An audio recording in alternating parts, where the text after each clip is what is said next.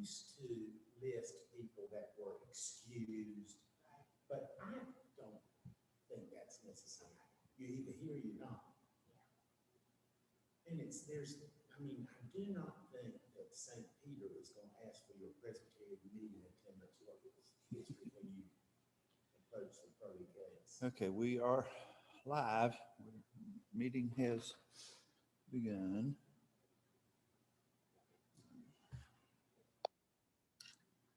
Brian McFarland already.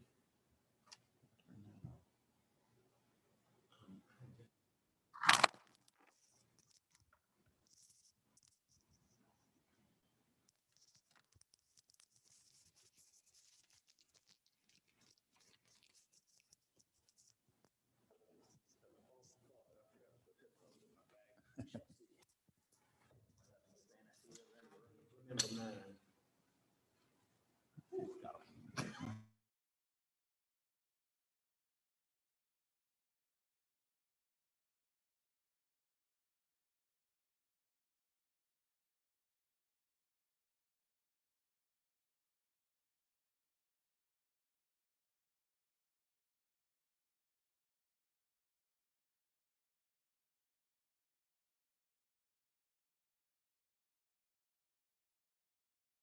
Promised.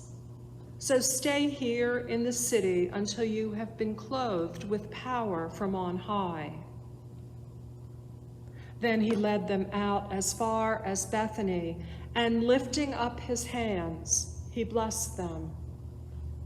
While he was blessing them, he withdrew from them and was carried up into heaven. And they worshiped him and returned to Jerusalem with great joy. And they were continually in the temple, blessing God. This is the word of the Lord. Thanks be to God. According to the lectionary, we are still in the Easter season, right between the 6th and the 7th Sundays of Easter. We are between the Gospel of John's lectionary pre-crucifixion lessons of Jesus. Whoever has seen me has seen the Father, and his promise that the Advocate, the Holy Spirit, would come among them. We are between Mother's Day and Intercultural Church Sunday. The Israelites wandered in the wilderness for 40 years. After his baptism, Jesus spent 40 days in the wilderness. We just spent 40 days journeying through Lent. And now, 40 days post-Easter, we celebrate the Ascension. Well, 38 since the Ascension isn't until Thursday. Yet in Luke's narrative, which we just heard, it's still Easter.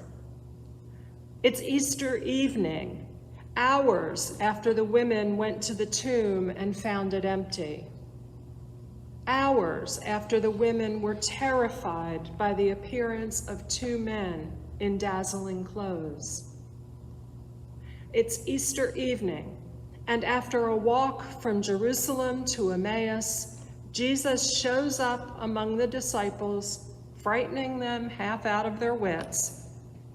And once he has shown them his hands and his feet and eaten his fill of broiled fish, Jesus begins his final teaching moment among his disciples. It's almost as if he's saying, remember all those things that I told you would happen? Well, they did. And while you and I know that the Old Testament shouldn't be read in light of the New Testament, we can't help but look back to the ancient texts. Jesus reminds them that the law of Moses, the prophets, and the Psalms must be fulfilled.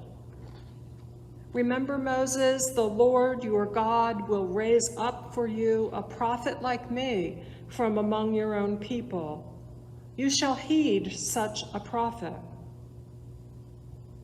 Remember the prophecy of Isaiah?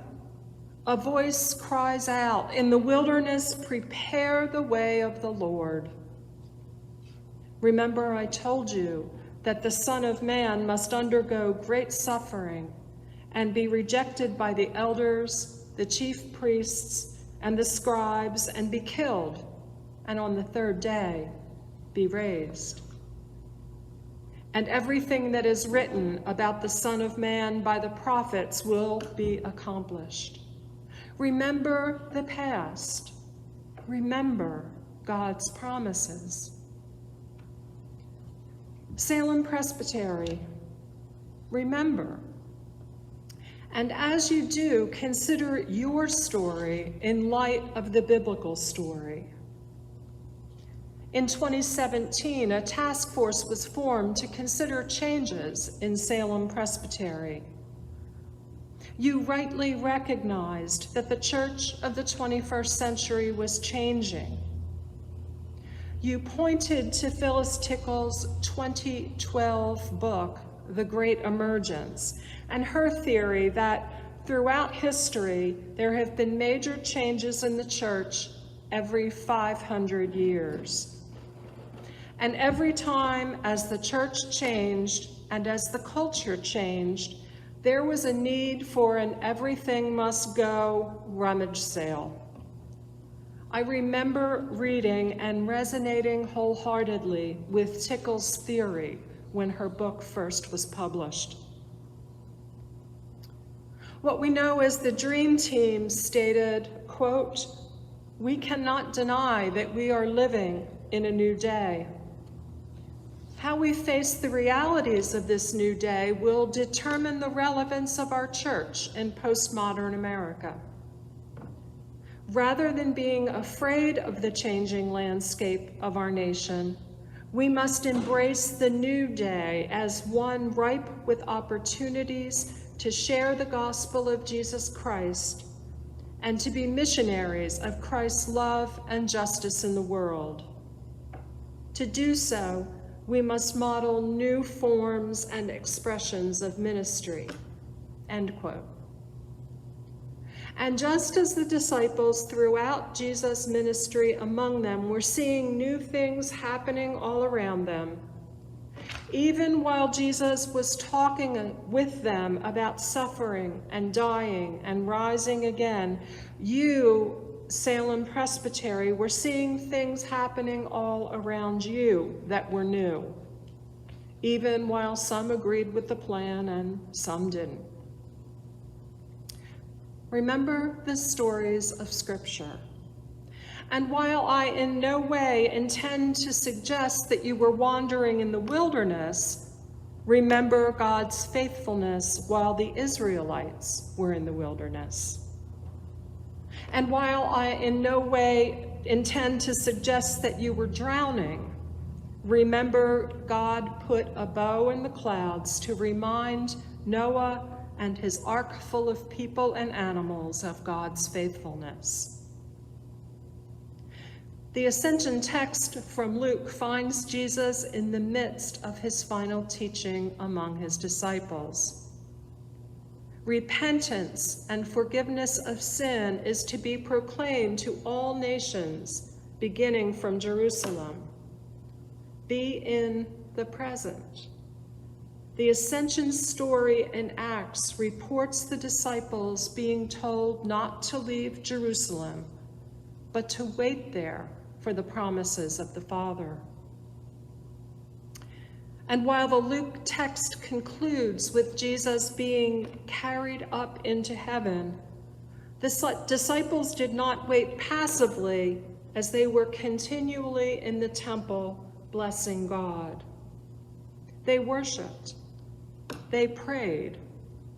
And while the text doesn't tell us what else they did between Easter evening, which is when Luke reports the ascension, and the day of Pentecost, when they would be clothed with power from on high, I just can't imagine the disciples sitting around twiddling their thumbs.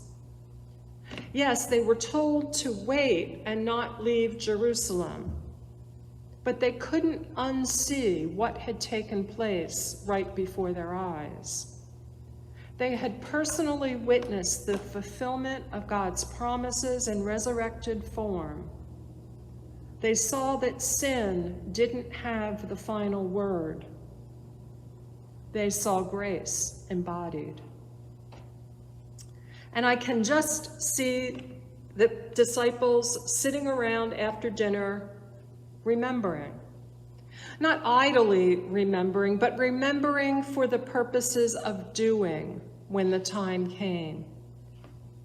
Hey, Peter, remember that time that Jesus told us to go make disciples of all nations, baptizing them and teaching them to obey everything I commanded? And what about that time that Jesus talked to us about feeding the hungry and clothing the naked and caring for the sick, welcoming the stranger? Salem Presbytery, honor where you are. And while you do, consider where God is at work, here and now. To return to the Dream Team report, quote, "We cannot deny that we are living in a new day. How we face the realities of this new day will determine the relevance of our church in postmodern America. Rather than be afraid of the changing landscape of our nation, we must embrace the new day as one ripe with opportunities to share the gospel of Jesus Christ and to be missionaries of God's love and justice in the world.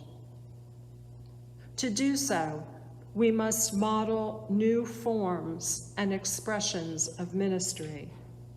End quote. Remember that every 500-year yard sale?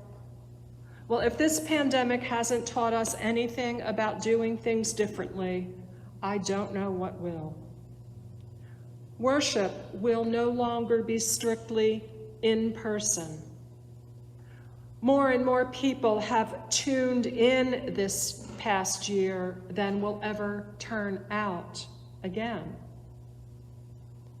And if people are going to turn out, it will be for the very things that Matthew 25 brings to our attention: to do to the least as we would do to Jesus himself, to feed the hungry, to clothe the naked, to care for the sick, and to welcome the stranger, to eradicate systemic poverty and dismantle structural racism, and by doing so, create vital congregations that don't focus inward, but which focus outward, meeting Jesus where he already is. And while we honor where we are, celebrating the promises of God, it is good to be reminded that we are living in a liminal space. That space between the then and the not yet. On the threshold of what was and is yet to be. As Susan Beaumont writes in her book, How to Lead When You Don't Know Where You're Going, Leading in a Liminal Season. Clearly, God works with liminality, she says. Through liminal experiences, human beings are transformed and brought into deeper relationship with God. If we don't encounter liminal space in our lives, we start idealizing normalcy. The threshold is God's waiting room. The Ascension text from Luke finds Jesus in the midst of his final teaching among his disciples. You are witnesses of these things, and see, I am sending upon you what my Father promised. So stay here in the city until you have been clothed with power from on high. Or, as we read in Acts 1, why do you stand looking up to heaven? You have your marching orders for the future. and what we know to be the Holy Spirit comes upon you, don't just stand there. Do something. And they do. But that's a sermon for another day. Salem Presbytery, look to the promised future. It won't look exactly like the future you planned back in 2019 when the Dream Team plan was presented. A lot has happened since then, but it will be a future that God is creating even now. Salem Presbytery is a Matthew 25 presbytery. Don't just stand there. Do something. Not because your salvation depends on it, but because the world needs it. And to provide sustenance for the journey, we come to the table. We come and we do this in remembrance of me, past. Do this in remembrance of me, present. Do this in remembrance of me until I come again, future. And then don't just stand there. In the name of the Father, and of the Son, and of the Holy Spirit. Amen. Friends, this is the joyful feast of the people of God. People will come from east and west, from north and south, to sit at table in God's kingdom. This is our Lord's table, and our Lord invites all those who trust in him to share in this feast which he has prepared. The Lord be with you, and also with you. Lift up your hearts. We lift them to the Lord. Let us give thanks to the Lord our God. It is right to give our thanks and praise. It is a right and joyful thing to give you thanks, God of wisdom and hope. In every age you have confirmed in the saints the glorious promise of our inheritance in Christ and the immeasurable greatness of your just and gracious power. Blessed are you, and blessed is your Son. You revealed your life-giving power through Christ, raising him from the dead and seating him at your right hand in glory. And yet he lived among us, our friend and brother, offering himself for our salvation. O God, because we remember the life and work of Christ, his ministry among the poor and the forsaken, his death upon the cross of human shame, the victory of the empty tomb, and his ascension to glory, we offer our lives in praise and thanksgiving to be a living sacrifice in union with Christ our Lord. Send your Holy Spirit upon us and upon the gifts of bread and wine that we share. Through these gifts, draw us into communion with Christ, who dwells with you in glory. Make us one with Christ as members of his body, united in love and service for the world, and showing the fullness of him who is all in all. Through Christ, in the power of the Holy Spirit, all glory and honor are yours, Almighty God, now and forever. And let us join our voices as we pray the prayer Jesus taught. Our Father, who art in heaven, hallowed be thy name. Thy kingdom come, thy will be done on earth as it is in heaven. Give us this day our daily bread, and forgive us our debts, as we forgive our debtors. And lead us not into temptation, but deliver us from evil. For thine is the kingdom, and the power, and the glory forever. Amen. On the night of his arrest, our Savior took bread, and after giving thanks, he blessed it and broke it and gave it to them, saying, "Take, eat. This is my body broken for you. Do this in remembrance of me." And in the same way, after supper, he took the cup and said, "This cup is the new covenant, sealed in my blood, shed for you for the forgiveness of sins. Every time you drink it, do so remembering me. For as often as we eat this bread and drink of this cup, we are reminded of our Lord's saving death until he comes again. These are the gifts of God for the people of God.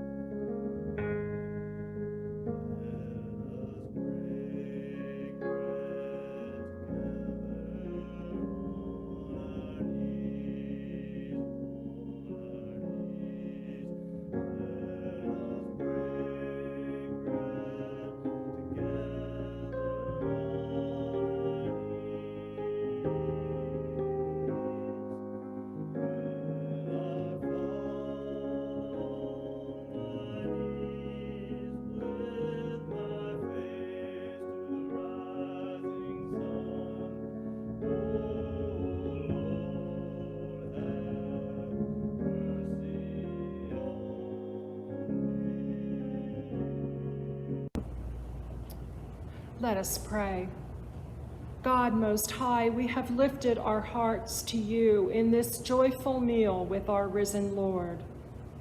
Continues to sustain us with your power and draw us into your presence, so that we may feast with you in glory at the wedding of heaven and earth, through Christ, who lives and reigns forever. Amen. And now go out into the world in peace. Have courage. Hold on to what is good. Return no one evil for evil. Strengthen the faint-hearted. Support the weak. Help the suffering. Honor everyone. Love and serve the Lord, rejoicing in the power of the Holy Spirit. And as you go, may the grace, peace, and mercy of God, Father, Son, and Holy Spirit be with you and abide with you, now and forevermore. And may all God's people say, Amen.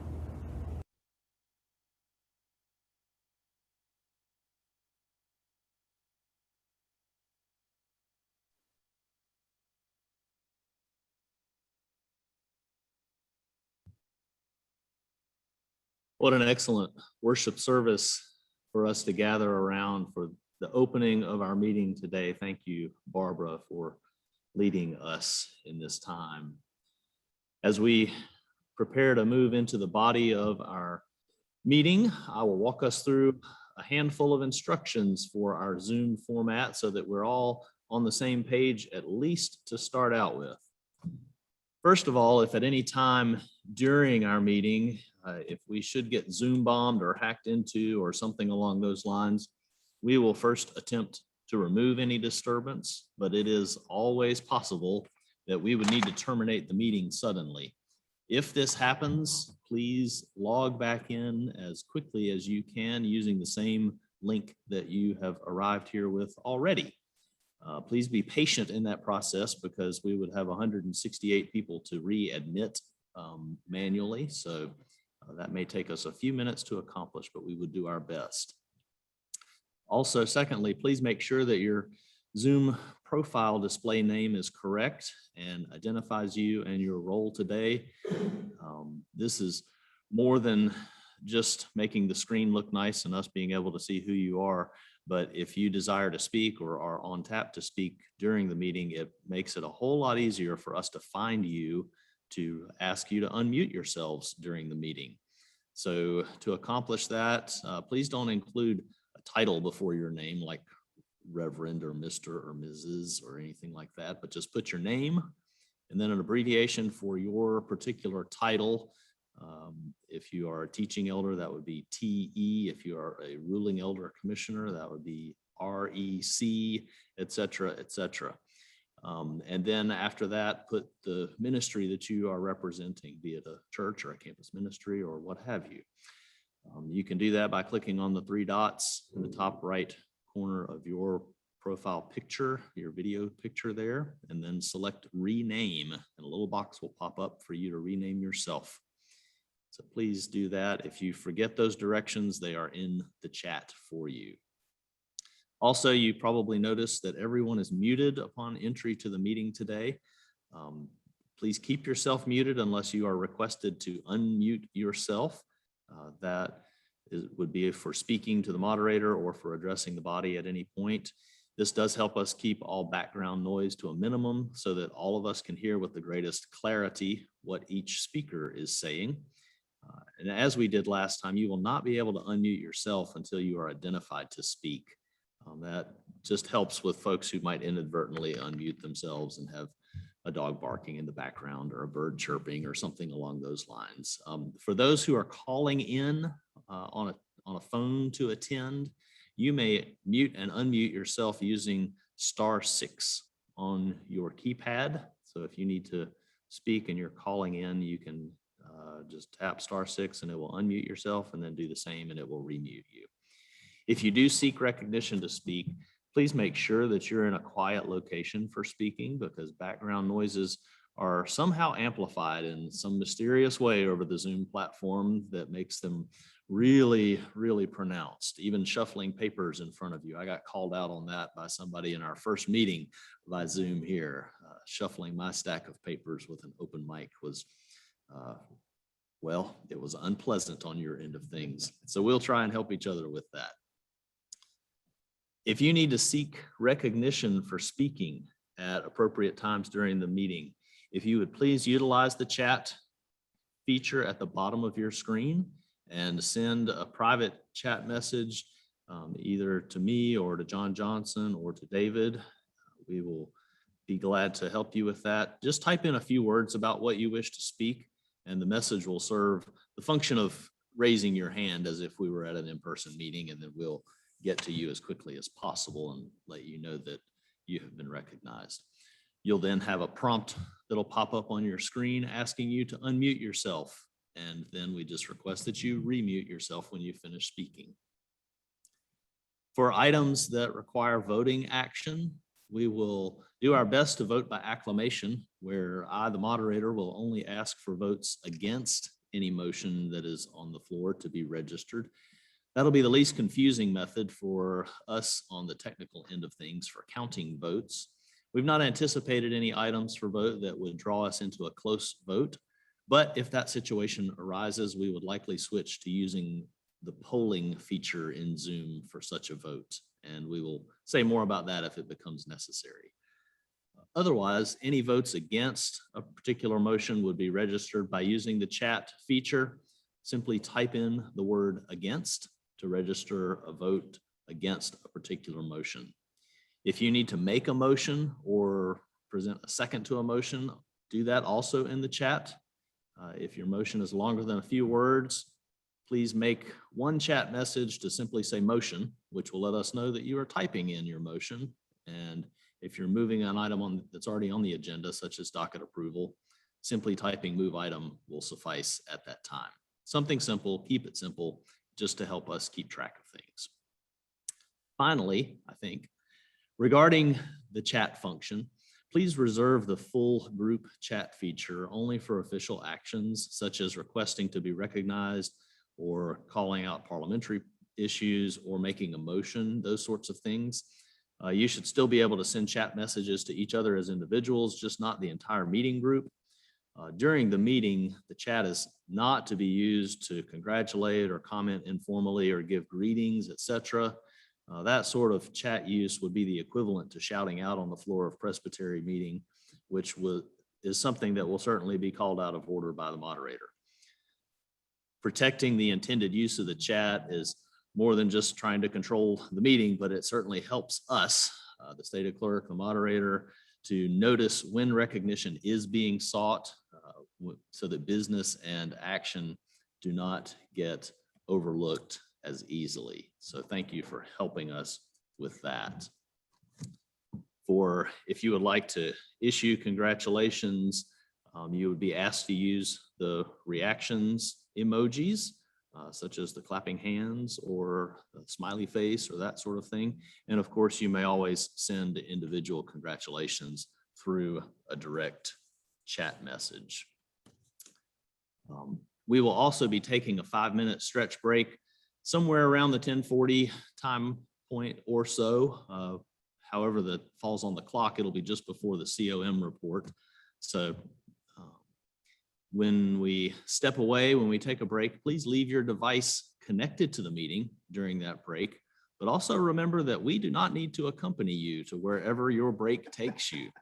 Just leave your phone, your tablet, or your computer in place. You may even wish to click the stop video button while you step away, and then click start video upon return to the device.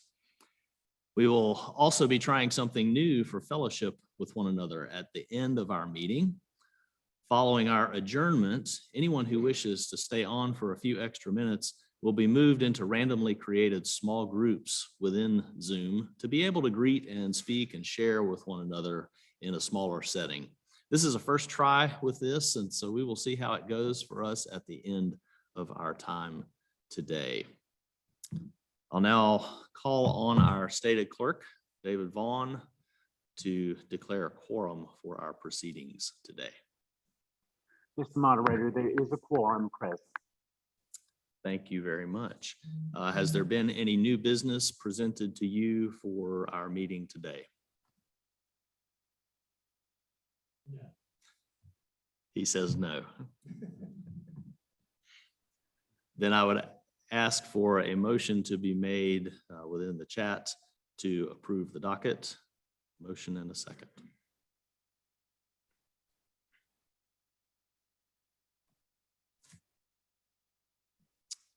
Thank you, Kate, for the motion, and Kevin for the second.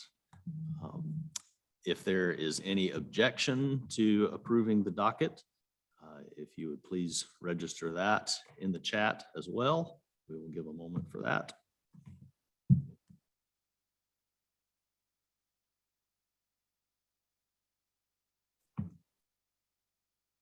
Seeing none, we have a docket in front of us that has been approved. So I will now give my moderators welcome, and I again say good morning to Salem Presbytery. Glad to be able to welcome you as we are gathered by Zoom today for our Presbytery meeting. I'll also let you know that our behind the scenes crew is gathered here in the fellowship hall at Highland Church this morning so that we are able to troubleshoot any issues that arise. It sure is easier when we're together in the same room. I'm here with our stated clerk, David Vaughn, our communications coordinator, John Johnson, and our administrative assistant, Christine Ratledge. We are also joined this morning by David's new puppy, Johnny. And just so you know how much of a distraction this cuteness is, I have to show you what we are faced with this morning. So here's Johnny, as they say. A little humor for our morning start. Johnny is fast asleep at the moment, which is a good thing. But we are certainly grateful for the Highland Church for sharing this space with us, as well as use of their lightning fast internet service. It makes the meeting a whole lot more enjoyable for all of us. Let's take just a moment to welcome a few groups of people who may happen to be with us for today. And as I ask for these folks to identify themselves, I'll ask them to use the raise hand function or some emoji so that we might easily recognize them. The gathered body will welcome with the applause reaction button or the clap, give the thumbs up or something along those lines. Do we have any corresponding members with us today?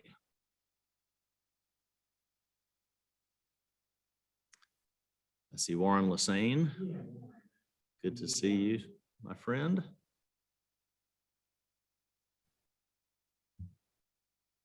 Warren may be the only one. We will give applause by the clapping emoji. Welcome, Warren.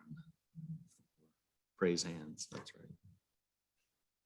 right. Let's see, do we have any ruling elder commissioners who are attending for the first time?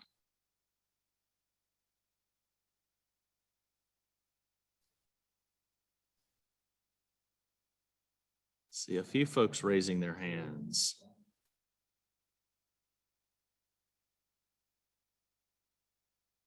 Jordan, Barbara, Shelby, Stephanie, Kathy. What a great group of first-time elders. There may be a few others who are off my screen, but it is great to welcome you all, and we will do that as well with the clapping hands reaction. Good to have you with us. Do we have any other visitors or guests who are not commissioners with us? Elizabeth Little, it's good to have you with us. Welcome. Beth Hooten, good to have you.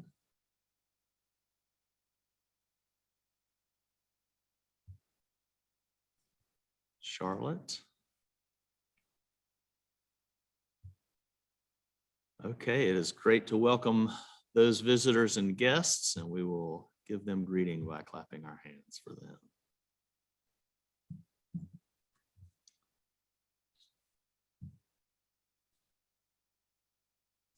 I will now, let's see, let me ask first, if you have raised your hand, if you will lower your hand, then that'll help keep everybody in the right places alphabetically for us on this end of things.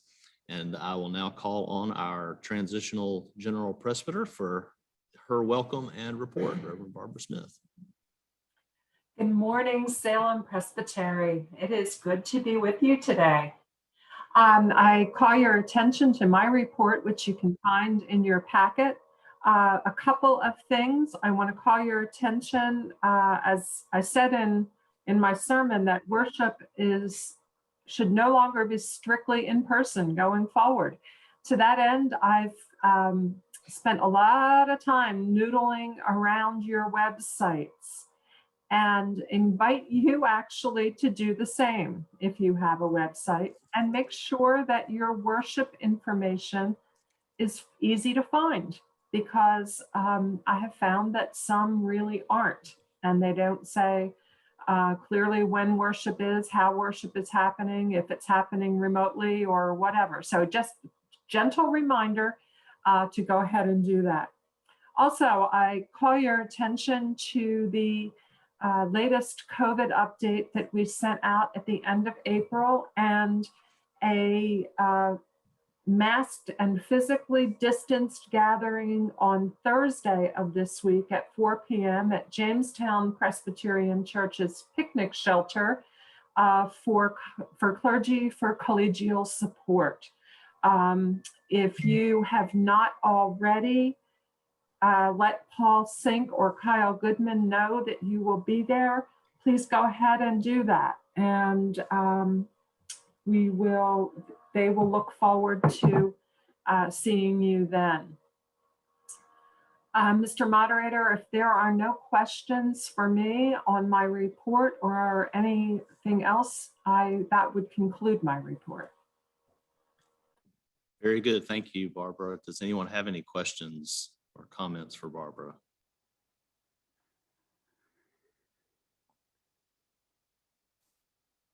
The only comment I will make is, while David is giving his stated clerk report, I will put in the chats a link if you would like to sign up for the clergy care and share on Thursday that Barbara was mentioning. So that will be a place that you can go to. And Mr. Moderator, I have also been asked to remark that this was the greatest idea ever given. And those of you who asked me to remark that know who you are. Kyle says thank you. Oh, All right, thank you. Then I will call now on our stated clerk to give his report. Thank you, Mr. Moderator. My report begins on page 5 in the packet. There's a lot of information for your information. Let me just say that the 2020 Mission Challenge Awards will be made by the or will be announced by the Stewardship Committee later in the meeting, so you have to stay to see if you won. For action, in August 2019, I appointed an administrative commission to work with the Oakland church session to envision the future of that particular congregation. The members of the task force or the AC are listed in the packet. Their work has concluded, and so I would ask for the Presbytery to dismiss this group with its thanks. Mr. Moderator, you'll need a motion to do so, and I so move, but we need a second. Thank you, David. Is there a second? Thank you, Kate, for the second. We will now move to vote on this motion. Is there any objection to dismissing this administrative commission as David has reported? If so, if you would please indicate in the chat. We'll give a moment for those reactions.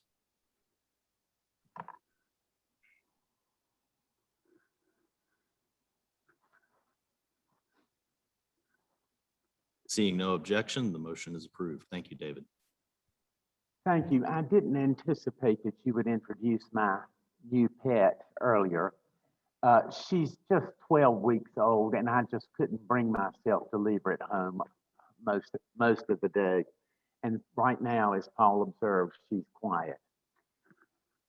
It is now time for us to attend to the annual necrology, ruling elders and ministers who died in 2020. This listing begins on page 21 in the docket. Please take a minute to look through this list and remember these servants of God. Then I will lead us in a moment of prayer.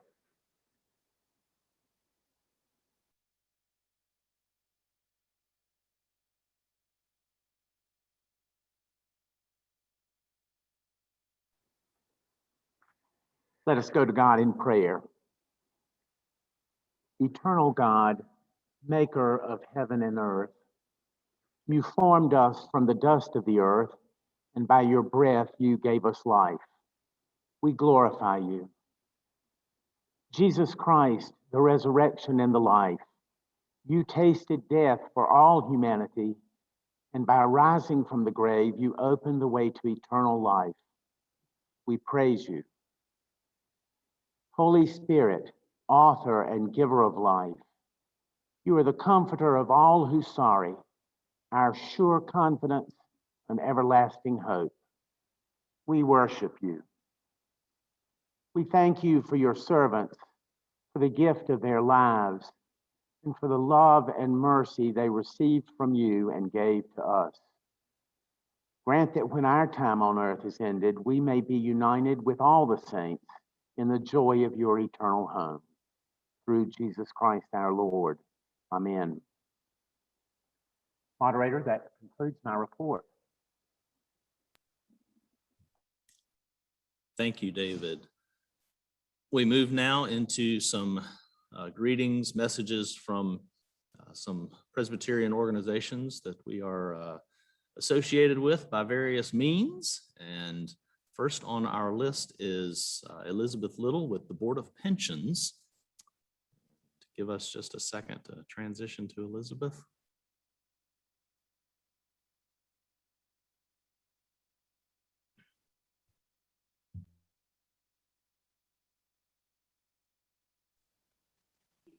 Welcome, Elizabeth. I think you're unmuted now. Yay, thank you. Well, good morning, church. My name is Elizabeth Little, and I am your church consultant for the Board of Pensions, one of the 6 agencies of the Presbyterian Church based out of Philadelphia. However, I reside in Charlotte, North Carolina, and cover the states of North and South Carolina.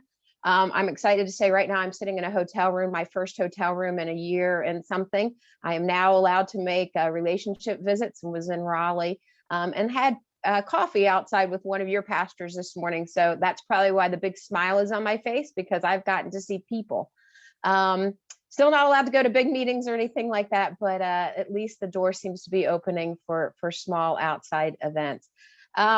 Just want to remind you and tell you some of the facts about COVID. Yes, it is still among us. These facts come by the middle of April, but how it's affected our family of the Presbyterian Church. By the middle of April, we had tested over 11,000 people for COVID. We had paid $7.6 million in claims to associated COVID-related illnesses.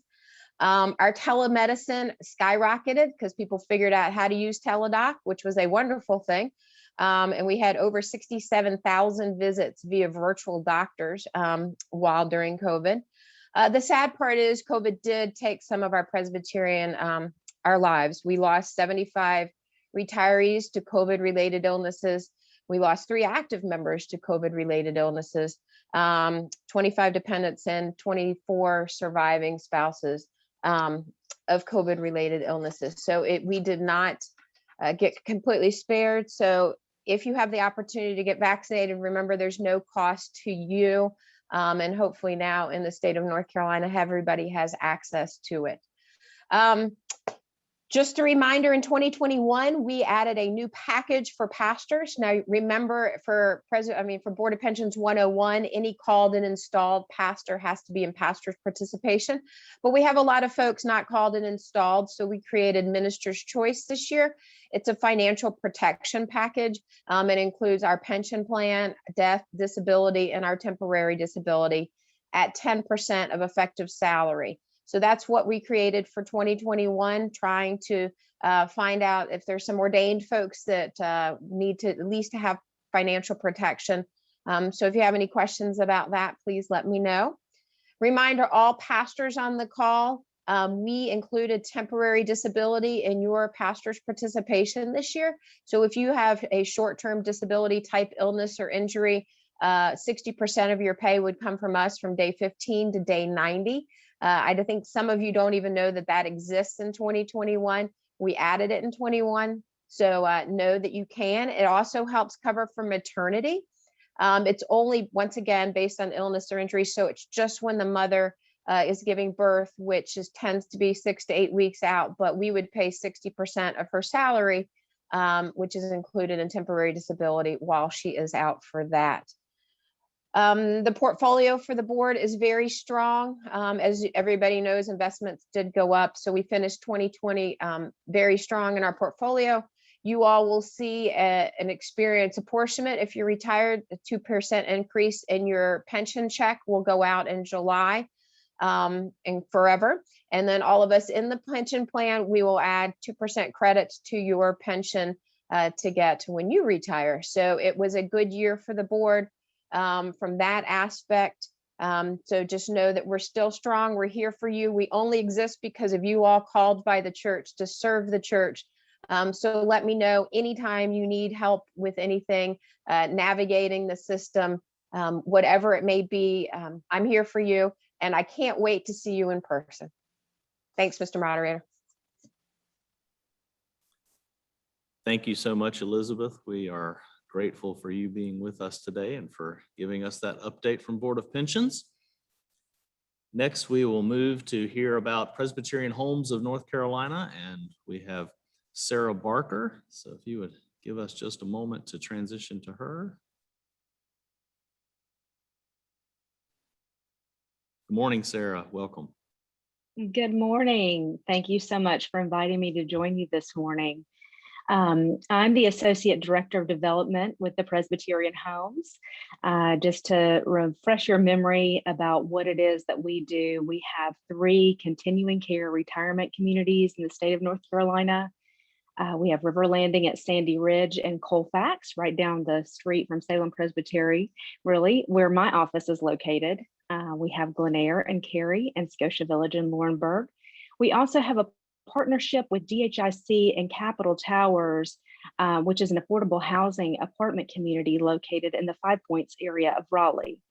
And we have a management services agreement with Friends Homes located in Greensboro.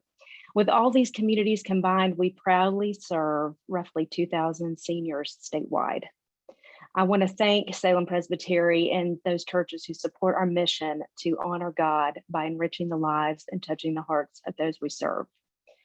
Many of you have or are participating in our Mother's Day and or Father's Day offerings, and we're so grateful for your support. Some of those gifts are coming from your churches or from benevolence or the outreach fund, and other churches hold a traditional offering. However your church is supporting us, we thank you. Just so you know, when giving to the Presbyterian homes, there are options. Gifts to our 3 owned Presbyterian homes communities go to support resident financial assistance for those residents who have acted in good faith, but have outlived their financial resources. This year, that need is expected to exceed $1.6 million. In the 69 years we've been in operation, we have never asked a resident to leave one of our communities due to an inability to pay for their full cost of care. And so much of that is due to your support. So again, thank you. Another designation option is for gifts to go to cover the cost of a services coordinator position at the Capitol Towers location in Raleigh. That position is assisting residents in addressing needs related to therapy, temporary housing, transportation, medical and dental care, nutrition, wellness, and so many other things. Our goal is to raise $40,000 annually for that position, and the Presbyterian Homes Foundation then matches the additional $40,000 needed to cover the full cost of that important and necessary position, helping residents of very modest means. If your church is not currently participating in the offering and would like to, or perhaps would like to support our ministry in another way, we would welcome that. Please reach out to me. I'll give my phone number. It's 336-458-0353, or you can email me at sbarker@presbyhomesinc.org. I'd love to hear from you. We also have a wonderful 5-minute video that speaks to resident financial assistance, and I'd love to share that link with any of you to view yourselves, or if you'd like to share the video with your congregation, please let me know. Again, thank you so much, Salem Presbytery and all of the churches, for allowing me this time to share, and many thanks to all of you who are supporting our mission and our ministry with senior adults.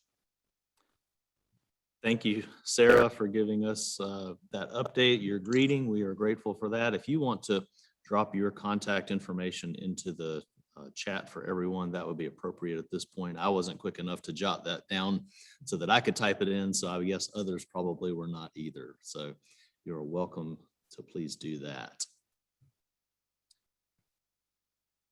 I'll also remind you that there's information regarding all of that in our Salem Matters that came out last week. Let's see, our next report is from the Synod's Committee on Representation from Reverend Kay Barrow-Ziegler. Give us a second to transition to Kay.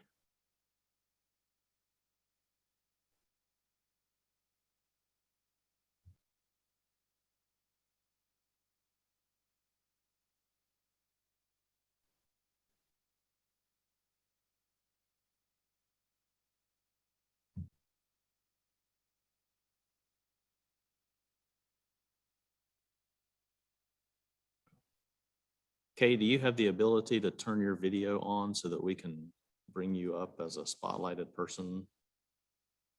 Otherwise, you can just begin, you can unmute yourself and just audio.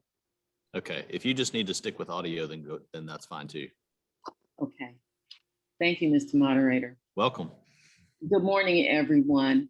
I am representing the Synod of the Mid-Atlantic's Committee on Representation, and want to share some information with you since our last gathering. First, let me just share that the purpose of SCORE, as you can see on the enclosed document, page 26, is that all governing bodies of the Presbyterian Church USA will reflect the rich diversity and its membership as it moves toward the goal of wholeness in the life of the church. The church's guiding statements help to fulfill our purpose in one way by being an advocate for diversity, leadership, work of the presbyteries. SCORE, alongside the Synod Nominating Committee, to review upcoming vacancies and to assist as needed. Additionally, SCORE works to ensure that class sizes are balanced with proper representation as is possible. Now, I want to share also with you the dual focus of SCORE as it relates to the Synod and the Presbytery. At the Synod level, the responsibility to Synod to report on how the Synod is doing, achieving the goals of inclusiveness and representation. Another goal of the Synod is to be a winsome proponent for actions and programs that eliminate barriers and separation among us fellow Presbyterians. At the Presbytery level, the involvement or the focus of the Committee on Representation is to be an advocate for the mission of representation, and that means intentional inclusiveness and diversity, and to also be a facilitator to assist the Presbytery in making sure the mission of the Committee on Representation is a healthy one and that it continues to thrive. Now, certainly from time to time, we do have challenges of the day. And the ones I want to share with you today are listed under challenges of the day. The first being aging membership in the PCUSA, which we are very well aware of. Some capable people are no longer able to serve, and we see that in all of our churches. Then there is the issue or the challenge of declining population of Presbyterians, fewer ruling elders and teaching elders to choose from for leadership positions, and more churches are closing than new startups. So some churches are even leaving the denomination.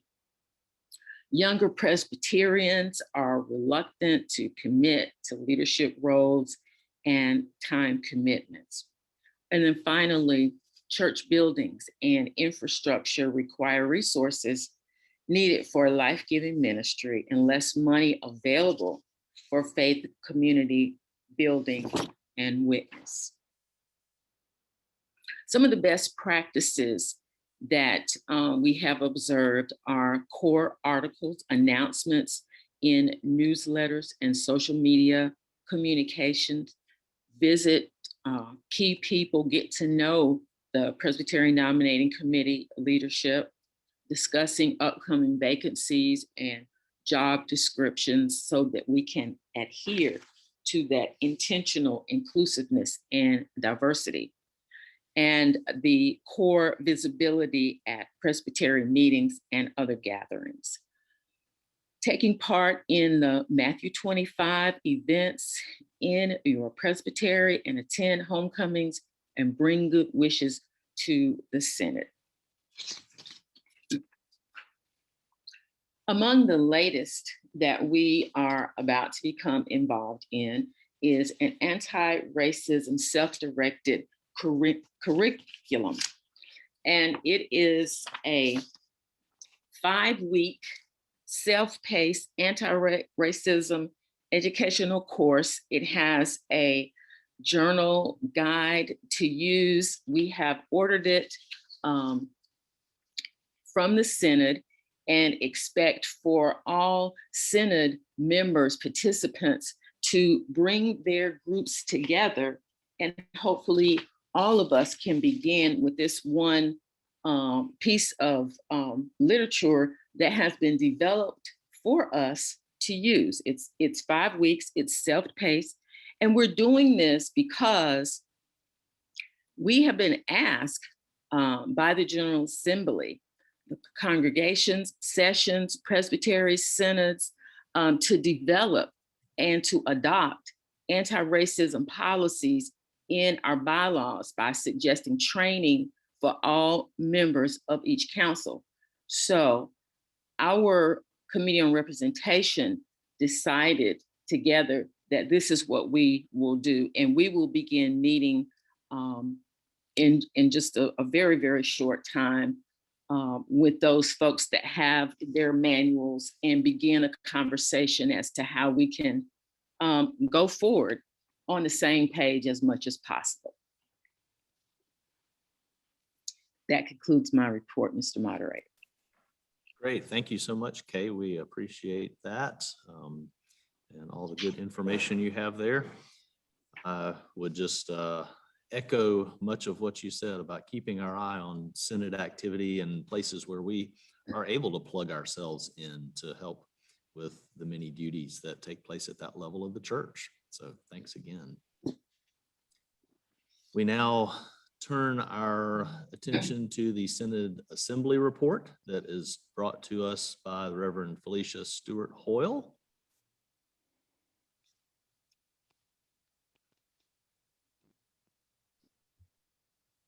Hello. Good morning. Thank you. All Welcome. right.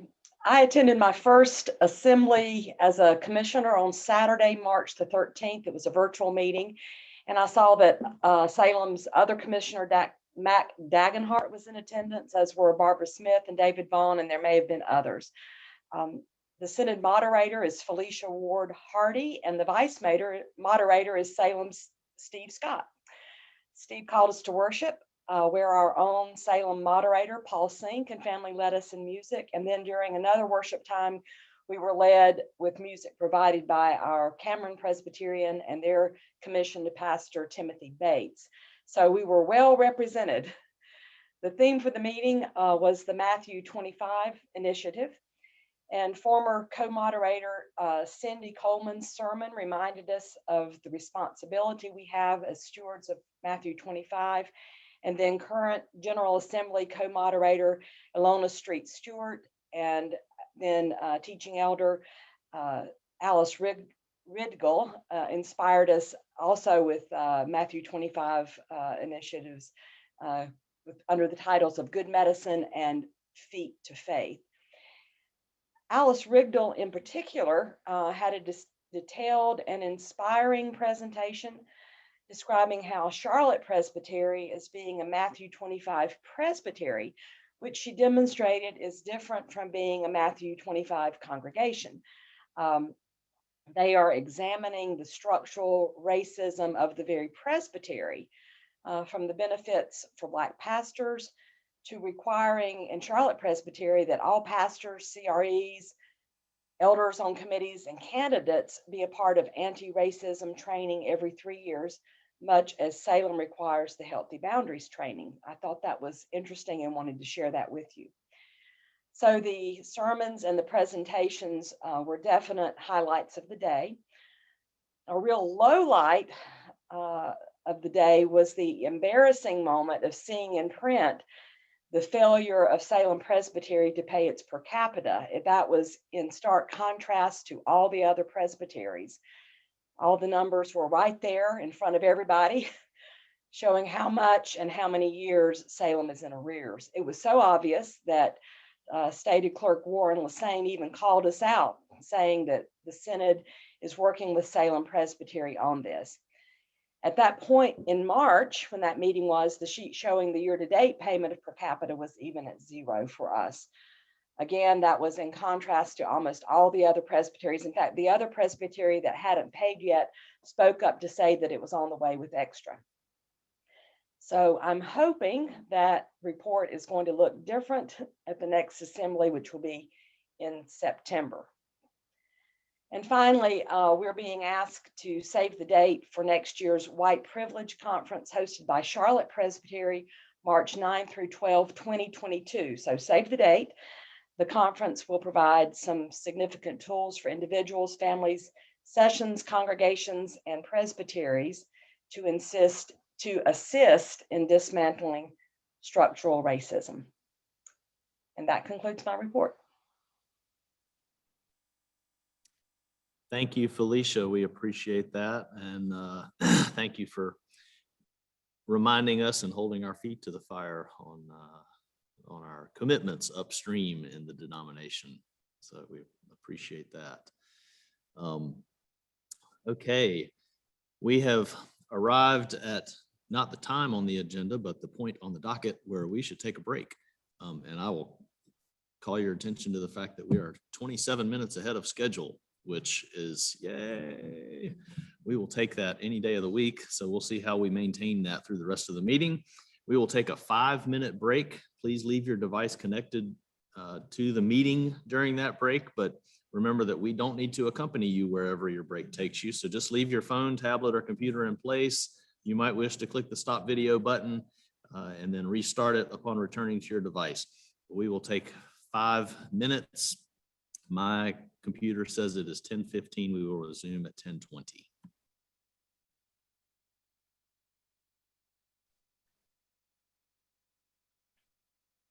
Okay, friends, welcome back from our brief break. We will carry on.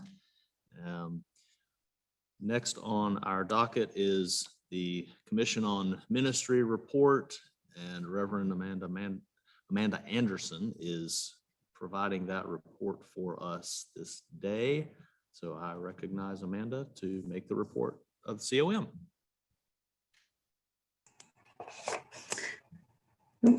Good morning, friends. It is wonderful to be with you all as always. I apologize for my volume. I want to make a recommendation to everyone that when my children get a break from their virtual school, they jump up and do a dance that's called a Go Noodle. So I would suggest that at the next Presbytery meeting, whenever we have a break, that I'm going to figure out a way that everybody can get up and do a Go Noodle, and you will enjoy your break if you do. So I ask that everybody take time to turn to the COM report, which is found on starting on page 28 in your Presbytery packet. I ask that you look at sections 1 and 2 of that report. Those are things that have been done on your behalf by the COM. We have a brief report, which is always wonderful. So I'm going to go ahead and ask that you look at section 3 on page 31. Those are recommendations for the actions of Presbytery. Section 3, item A, contains the terms of call for Brian Rummage. Brian is the minister member of Salem Presbytery, and he is seeking a call at First Presbyterian Church in Asheboro.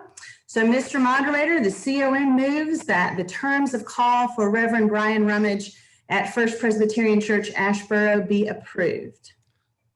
Thank you, Amanda. Might I ask before I continue that you disable your video? You're buffering just a little bit on the audio side of things. No. I know. Okay. Okay. I think that's going to I'll help do your audio feeds be a little more stable. So sorry about that. Okay. No. So you have a motion on the floor regarding the terms of call for Reverend Brian Rummage be approved. That comes from a committee, so it does not need a second. I will ask for any objection to be noted. All right, I guess I need to ask if there's any discussion first.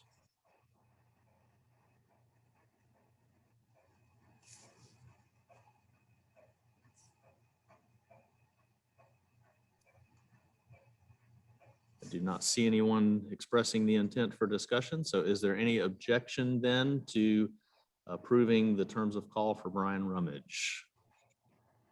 Please note objections in the chat.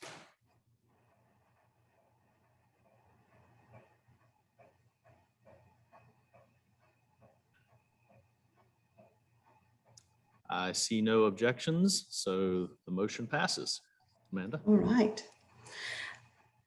I would now ask that, Mr. Moderator, that you recognize the representative who's here from First Presbyterian Church, Asheboro. That is Mary Pribble, and she will be extending the call to Brian. Welcome, Mary. We're glad for you to be with us today to extend call to your new pastor.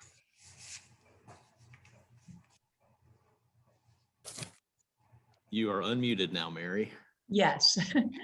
the First Presbyterian Church of Asheboro, North Carolina, and Salem Presbytery, being well satisfied with your qualification for ministry and confident that we have been led to you by the Holy Spirit, solemnly call you, Brian Kenneth Rummage, to undertake the office of pastor of our congregation. Will you accept our call? It is my honor to accept. Yay. Thank you. We are honored and excited and really can't wait. Wonderful. And let us congratulate Brian and First Presbyterian Asheboro with a reaction emoji or praise and happy hands or whatever right now, but we are excited for you all.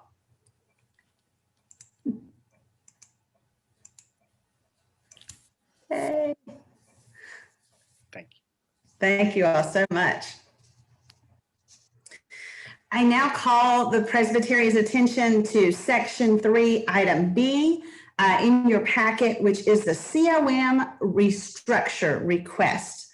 And this request comes to you all following a number of months of a dedicated group of COM members and staff who have been working to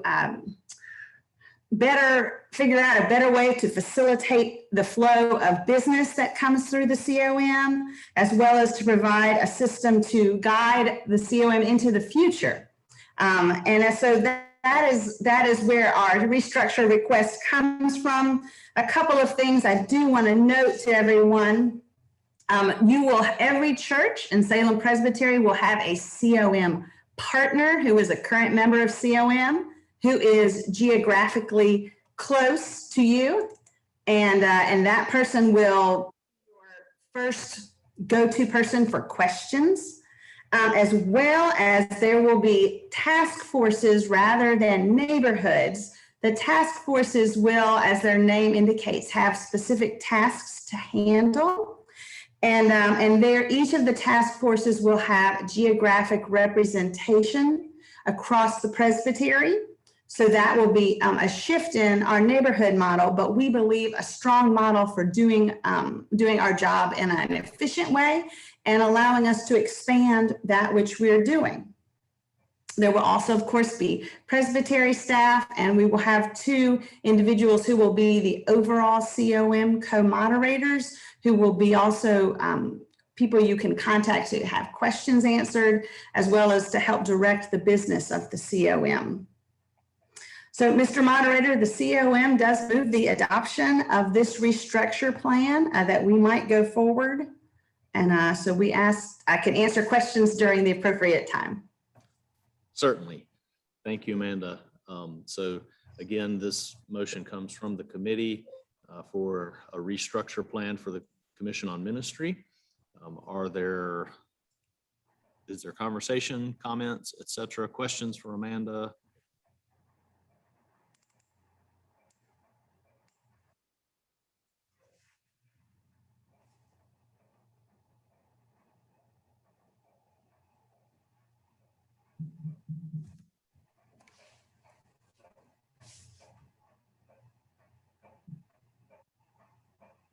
I see Katie Barrett Todd has a question, if we can bring her up. Give us 1 second, Katie.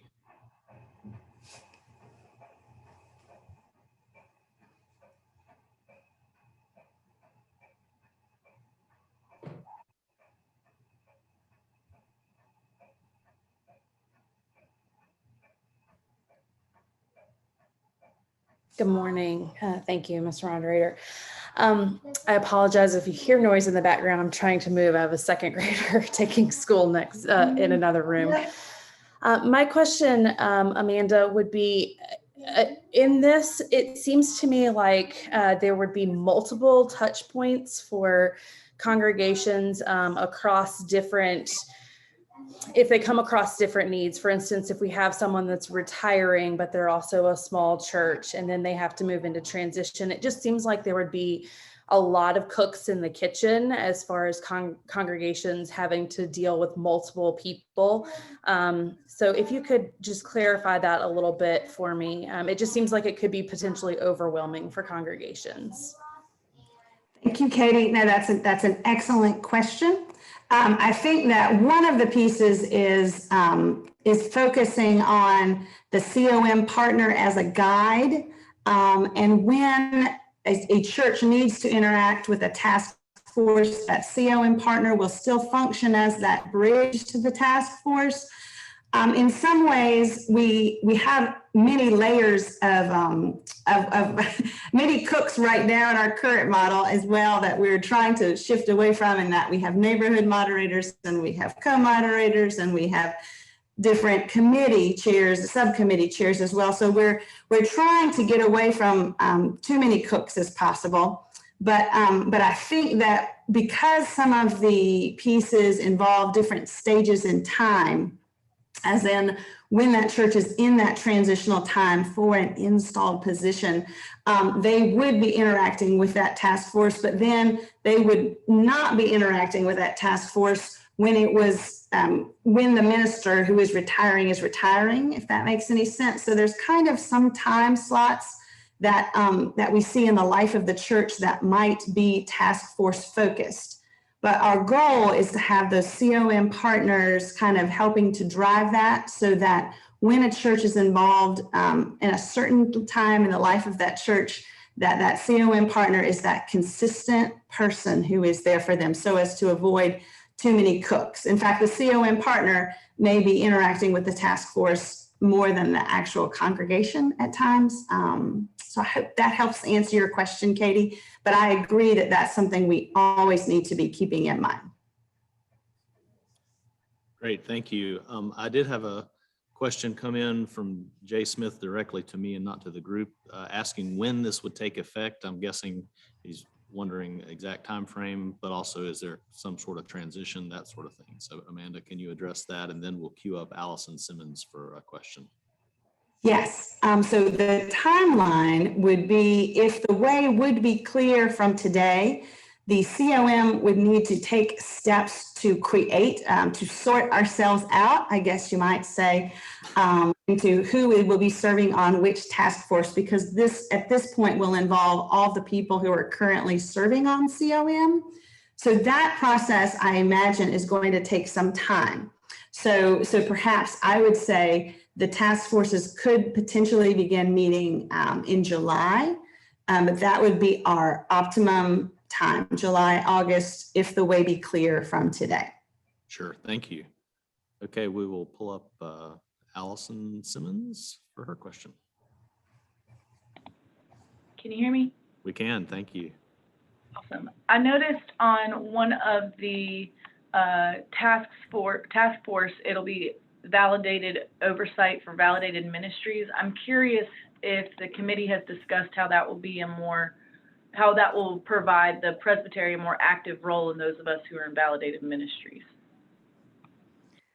Excellent question, Allison. Thank you. The idea behind that, currently there's a subcommittee that has a number of other tasks in addition to validated oversight. So our hope and our plan is that giving focus to each of the task forces will allow it to have that time and that energy to be more effective at what it does, and to be able to even consider expanding what it does, as you're speaking to that point that you're speaking to, Allison, because I think those of us on COM all can see places where more energy and more time can be given to effectively do the work of Salem Presbytery. So that is our hope and our goal.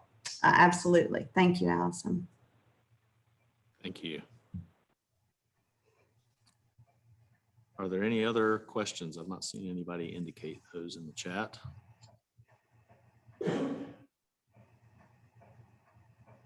Then if we are ready to vote on this motion, I will ask for objections to be, oh, hang on, we do have one question that popped up. How many people will we need, asks Jim Rissmiller.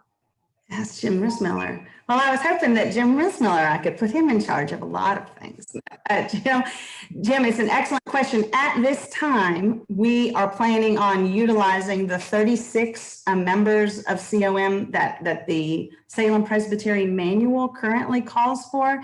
And in addition to the 12 members that examinations already calls for and that already exists. So at this point, we are not looking to increase the number of members, but we also hope that with the focus of each of the task forces, there may be opportunity for recruitment of people, ruling elders and teaching elders in Salem Presbytery who may have specific gifts and specific interests. So at this time, we are sticking with our same number of people. That's also so that I don't give the Committee on Representation any palpitations today, that we are looking to double the size of the COM, but we always are interested in having folks who may, especially those who may have specific gifts or interests in these areas of the task forces in the future. Thanks for the question, Jim, and for the answer. All right, I'll make one last call for questions.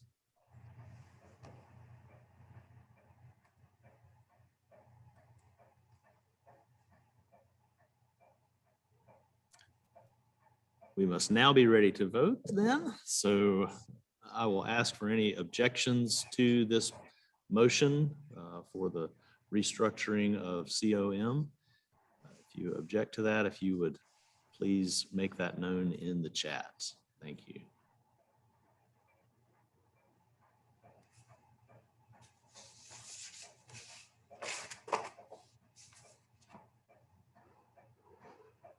Seeing no objections, Amanda, this motion passes, and we are grateful for the faithful work of COM for all of your ongoing duties, but in particular to taking the time dedicated to putting together a restructure of such magnitude. So thank you. All right. Thank you, Mr. Moderator. And this concludes our COM report for today. Very good. We appreciate you. Thanks. We move now to our Executive Council reports, and I call on Council Chair Reverend Kathy Beach. Good morning, Presbytery. Good to see all of you in the many different places that we are. I call your attention to our Executive Council report that begins on page 35 in your packet. You will see on that first page actions that were taken on, well, one action taken on behalf of Presbytery and other actions that were taken at our meetings that we have held since the last time we had a Presbytery meeting. Just call your attention to a couple of things there. One, that Executive Council has voted to hold the next Presbytery meeting, the August Presbytery meeting, in this same fashion. We will be on Zoom again. And then particularly in light of Felicia's report from the Synod meeting, I wanted to call your attention to one of the other actions there towards the bottom of that list.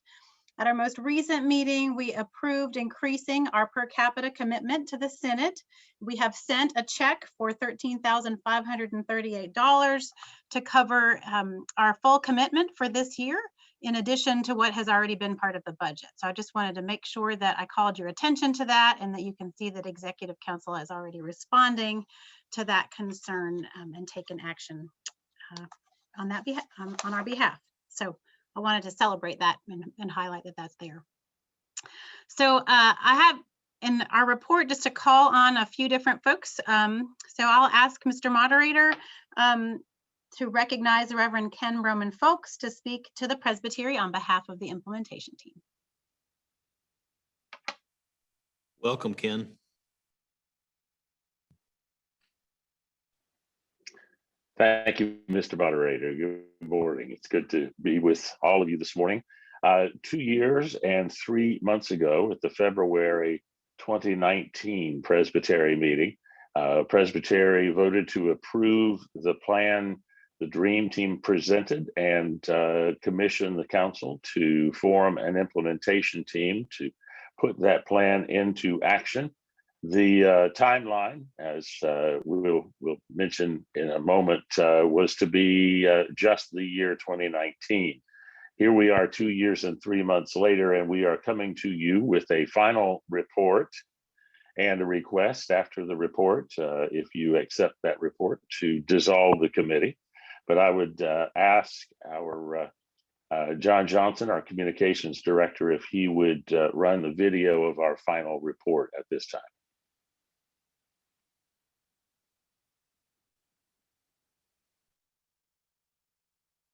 2019, the implementation team began building a fountain with water flowing freely to refresh Salem Presbytery.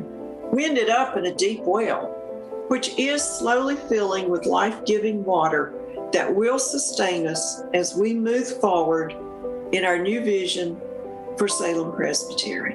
One of the challenges of being on the implementation team was that it often felt as if the ground was moving under us as we tried to move forward. The level of frustration was high as we were unable to implement the plan, which was our charge to complete. Hope you all are doing well today. I'm David Parker from Statesville and had the honor and privilege of serving on the implementation team under really some remarkable leadership and with some terrific people for a 26-month run, expecting it to only last about 10 or 12 months. But I think we got a lot of good things done. There were things that we wished that we could have done, but obviously the landscape changed early on in this process, and it's still very much changed, as you all know. Formed by council following the Presbytery's approval of the Dream Team plan in February 2019, the implementation team went to work immediately. The original timeline called for all work to be done by the end of 2019.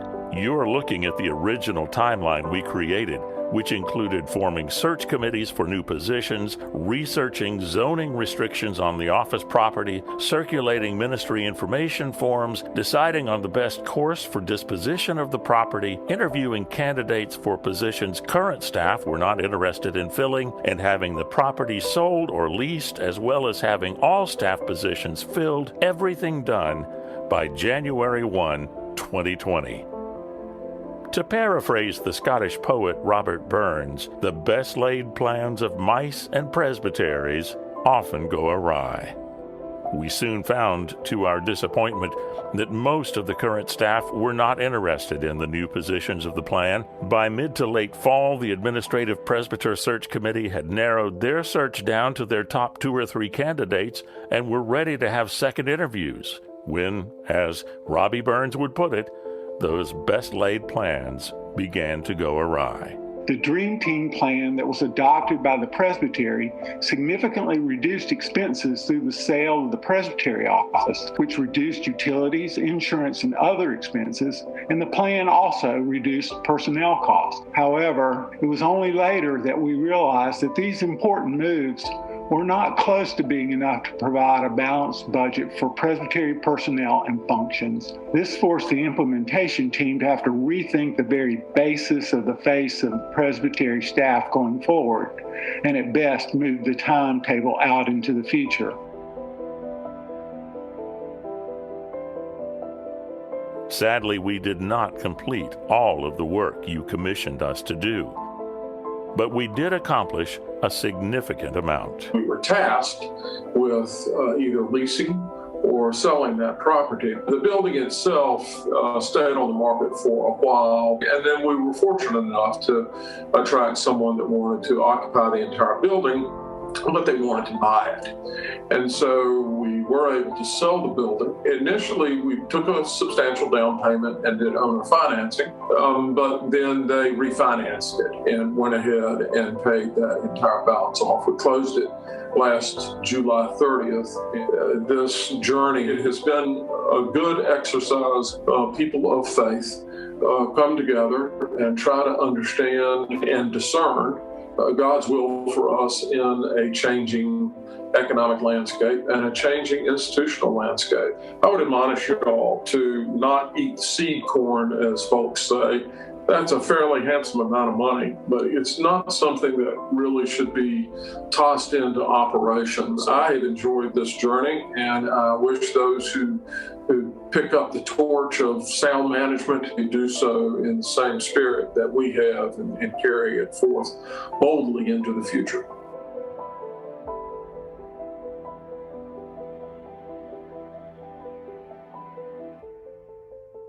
A key concept in the new plan was the decentralization of presbytery staff, who would be spread out across the presbytery rather than working in one central location.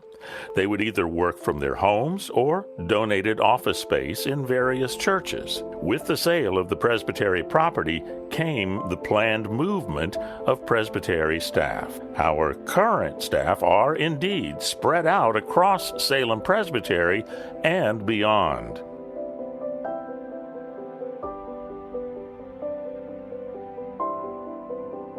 While we were not able to fulfill all of the staffing plans, we have worked diligently to do what we could.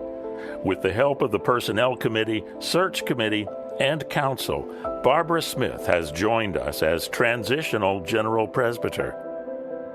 We are so fortunate to have Renee Carter continuing as our Financial Secretary, and we just recently welcomed Christine Ratledge as our new Administrative Assistant. John Johnson continues to work creatively as Temporary Communications Director, and we express our deepest gratitude to David Vaughn for his continuing dedication as Stated Clerk.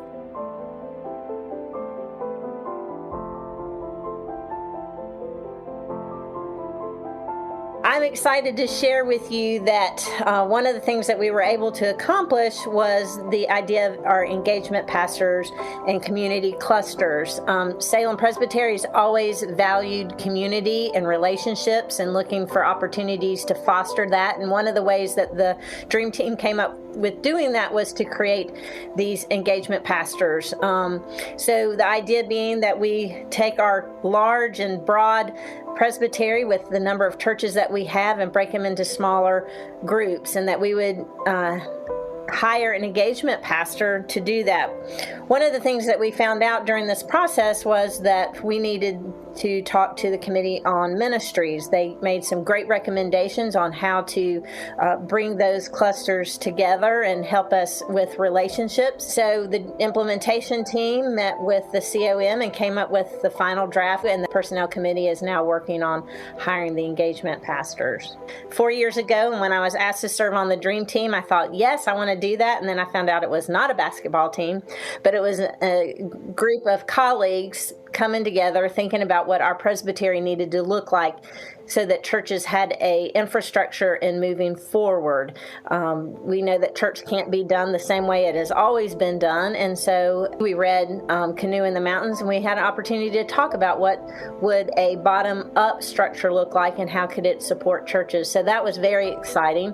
And then I had the opportunity to carry on with the implementation team to see us go through fruition through some of the ideas that we had. It did become frustrating understanding our budget constraints and some of the constraints that were identified that we did not see earlier, but we are working through those and are prayerful about that, and I continue to hope that our presbytery will be prayerful and discerning as we should move forward to continue to support churches as we are trying to still Canoe Mountains.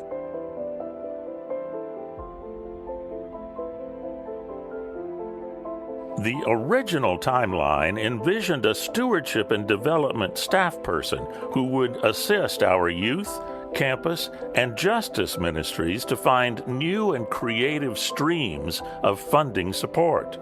Without that person, we have not been able to offer that support. With all of the changes this new model of ministry would bring, a revision of the Presbytery Manual of Operations would be needed as well. However, between the financial revelations and the pandemic, this has simply had to become a back burner issue.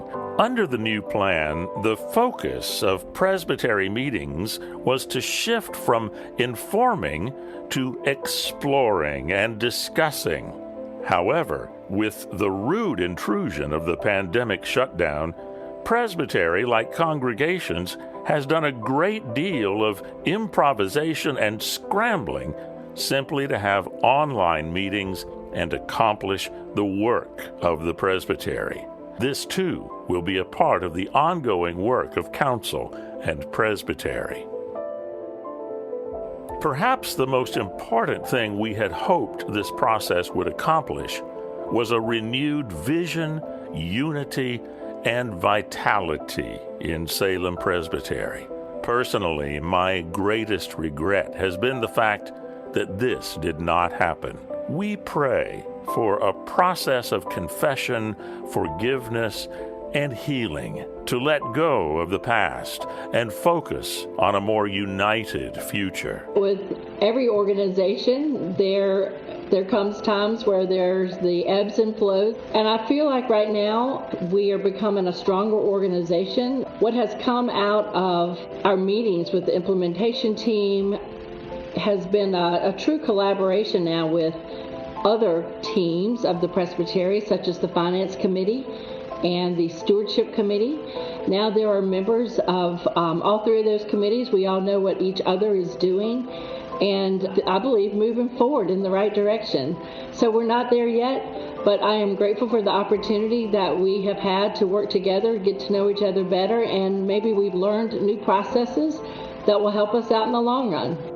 Our prayer is that with the clearer understanding of our financial status, movement toward more transparent communication, and acceptance of each other as the imperfect disciples that we are, we will move forward from here toward the unity, the vitality, and outward-focused mission to which our Lord calls us all. On behalf of Salem Presbytery, I just want to offer my thanks to the implementation team. They have had a long road, and it has been a bumpy road at times. But for all of your good work, I say thank you, and I'm sure that your colleagues say thank you as well.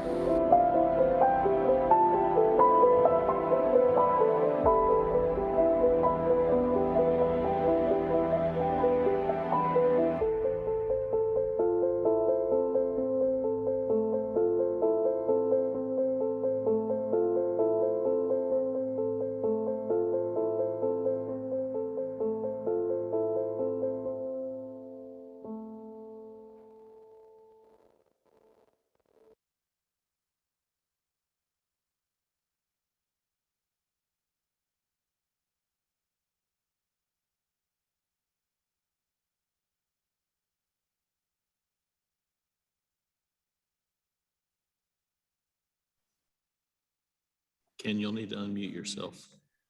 There we go. Okay. Okay. Am I good now? Can you hear me? Yes. That, Mr. Moderator, that is our report of the work that we have done, the work we have not been able to do, and the work that we turn back to Presbytery to continue to need to be done in the future. Because of the things that the financial matters and the pandemic, the work that continues to need to be done will need to be done by someone else other than us. We were a short-term team that no one expected would continue for this length of time. But we give thanks for the honor of serving the Presbytery in this way and ask forgiveness for the ways in which we have failed, and offer this report to you. If there are questions, I'll be glad to answer those. And if not, I would offer a motion that Presbytery would dissolve the implementation team. Thank you, Ken. Are there questions or comments regarding Ken's report, final report? We think and hope, right?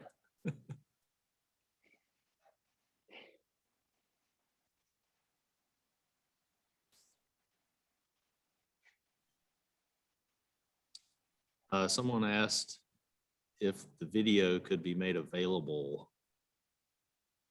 I'm seeing John nodding over here, so yes. That's the reason we made it a video, so we could put it on the Presbytery website and other places, and it could be viewed other times and places by other people. Perfect. We'll look forward to sharing that. We'll ask John to post it on an appropriate place on the website and notify you via Salem Matters. Thanks, David. I don't see any other questions. So the motion comes from the implementation team. Does that need a second, David? Okay, it would use a second, so is there a second? Since it's not coming directly from a committee. Kathy, thank you for your second. So the motion is to dissolve the implementation team with much gratitude for y'all's hard work. Is there any discussion?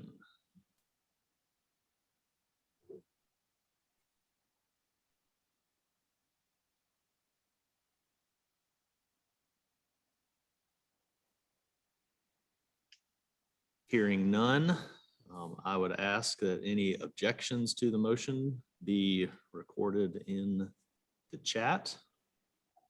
Give a moment for that.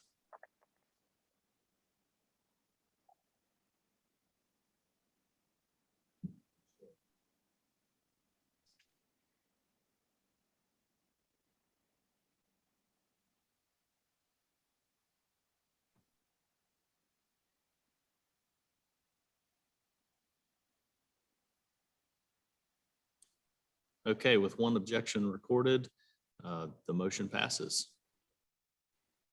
Thank you. Kathy? Thank you, Mr. Moderator. Thank you, members of Presbytery.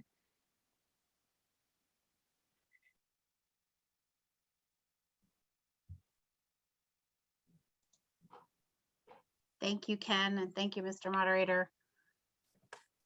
I know there's a litany in the, am I leading that? I can. I'm happy to. If you so desire, you may, or I will, either one. Either way.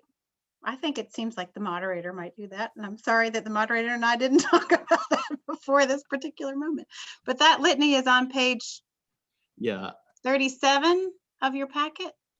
I invite everyone to turn to page 37. And this is a litany between Salem Presbytery as a whole and the implementation team. So Ken, if you will unmute yourself once more. You and I will be the voices of those two entities.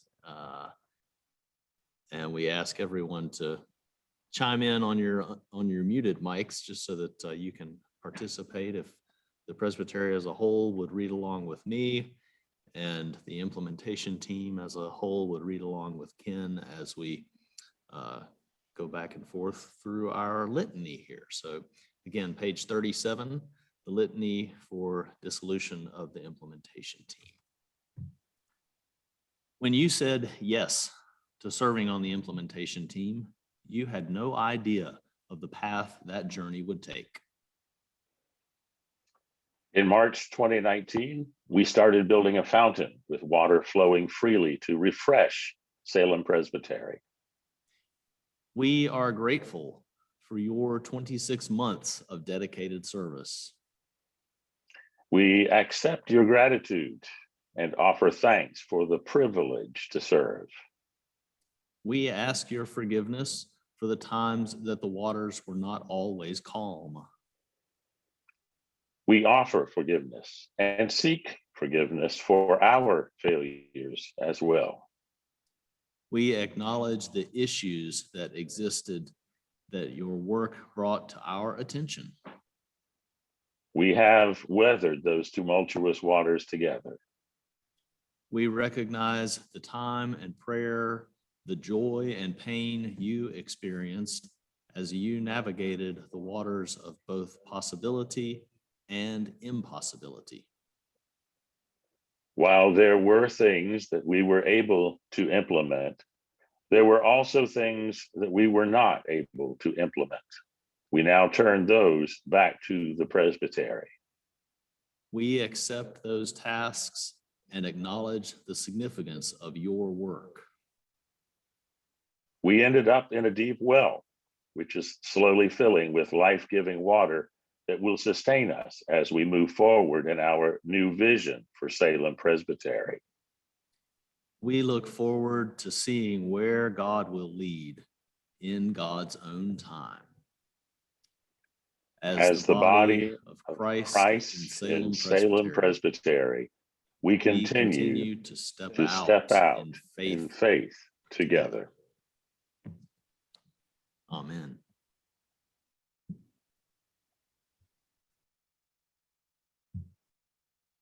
Kathy? Yep, I was waiting to be unmuted. A little slow on the Again, uptake thank over here. you to all of the members of the implementation team, many of whom we saw featured in that video. We are grateful for their work, and I can make the commitment and promise of the Executive Council that we will take up the charge of the work that remains undone from the implementation team and continue to share with the Presbytery as that work continues. Our second action for item, Mr. Moderator, is ask you to recognize the Reverend Jay Lambeth to speak on behalf to the Presbytery on behalf of the Budget and Finance Committee. Thank you, Kathy, and we'll recognize Jay. Welcome. Thank you, Mr. Moderator, and good morning, everyone. It's great to be with you. You will find the financial reports beginning on page 38 of your packet. The March reports ending March 31st. Obviously, with the deadlines for the packets, the April reports, we didn't have time to finish the April reports in time to get them. But through March, I do have some good news to share with you. First of all, regarding the undesignated support from churches, we had the best March we've had in 6 years, nearly $19,000 better than January and February combined. And so we certainly hope that this trend will continue. Looking at the balance sheet, this of course is one reason why our cash position is in much better shape this month. Another one is that we have received our second Paycheck Protection Program PPP loan of $77,309, which is now shown as a liability at this point, pending expected forgiveness of that one later on. Also on the balance sheet, we have $2.68 million in an investment account. Be aware that $860,000 of that is unrestricted. The rest of it is tied up in at the present in restricted accounts, and I will point out to you that enormous work is being done, particularly by Rhonda Tatum of our committee, to investigate these restricted accounts and try to determine if many of those funds can be released. That is an ongoing project, and we certainly I expect a final report from that very, very soon. On the statement of activities, you'll see that we had a very positive year-to-date bottom line, helped, of course, by the increased church support that I mentioned earlier, and a couple of other things. First of all, our first PPP loan of $77,725 was forgiven, and that has now been moved from a liability to income. Also, we did some restructuring in our investment portfolio, and that resulted in a gain of $35,000, $35,429 on investments that were liquidated. And this is shown as income. And this is in addition to the $9,547 of income generated from the held investments. And I do want to point out to you that we do continue to pay per capita based on the 18%, 2% formula that we talked about last time. And as that money continues to come in, you will notice that we have paid, as of the end of March, $23,105 has been paid to Synod and GA support. And we will continue to do that. And you heard Kathy mention earlier about the $13,000 check that was sent to the Synod.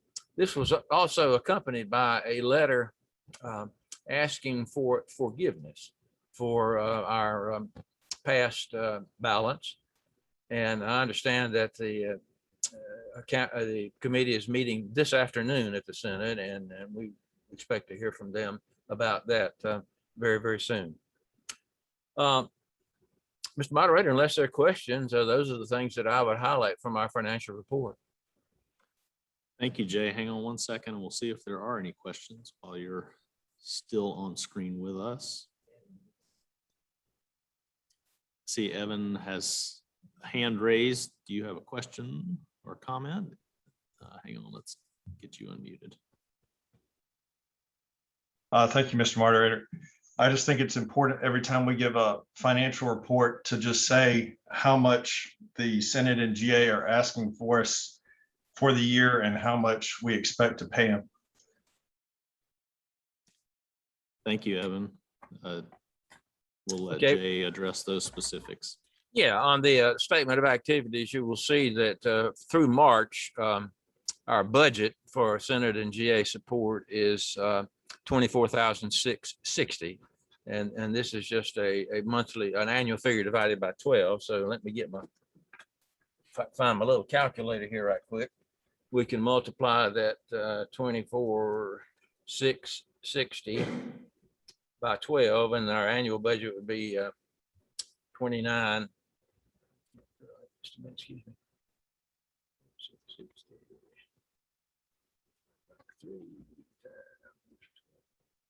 Would be $98,640.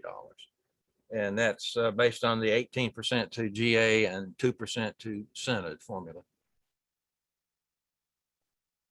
And I should point out too, that even though we have sent the $13,000 check, that if we should get more from our churches and the 18 to the 2% to Senate is more than that, we'll certainly send the additional amount. It won't be limited to that if we get more in.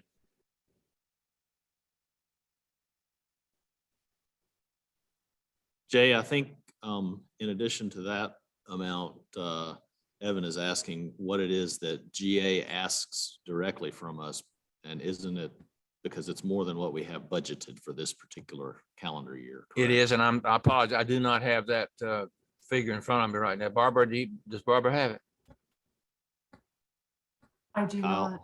Kyle has raised his hand. I think he may know that. Mr. Moderator, I don't have that figure, but we could just take the amount, at least for the Synod, that we know monthly, annualize it, and then add the 13,000, because our intention is to completely fulfill the Synod obligation for this calendar year. Now, that's not our General Assembly obligation, but the Executive Council has committed to paying our entire obligation to the Synod this time around.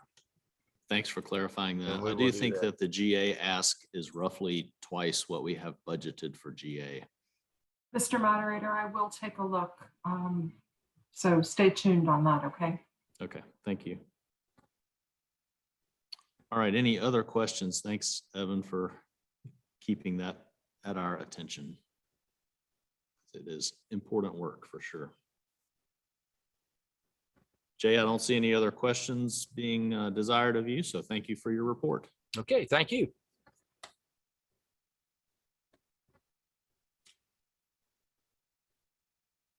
Well, I was going to go back to Kathy to introduce her next report, and she disappeared. 1 second. I'm here. I just was muted and couldn't unmute myself. Next, Mr. Moderator, the Executive Council asks for you to recognize the Reverend Kyle Goodman and the Reverend Kim Pretty, who are the co-moderators of the Presbytery Stewardship Committee, to speak to the Presbytery. Thanks, Kathy. Kyle, Kim, welcome. 1 second while we try to get y'all unmuted here.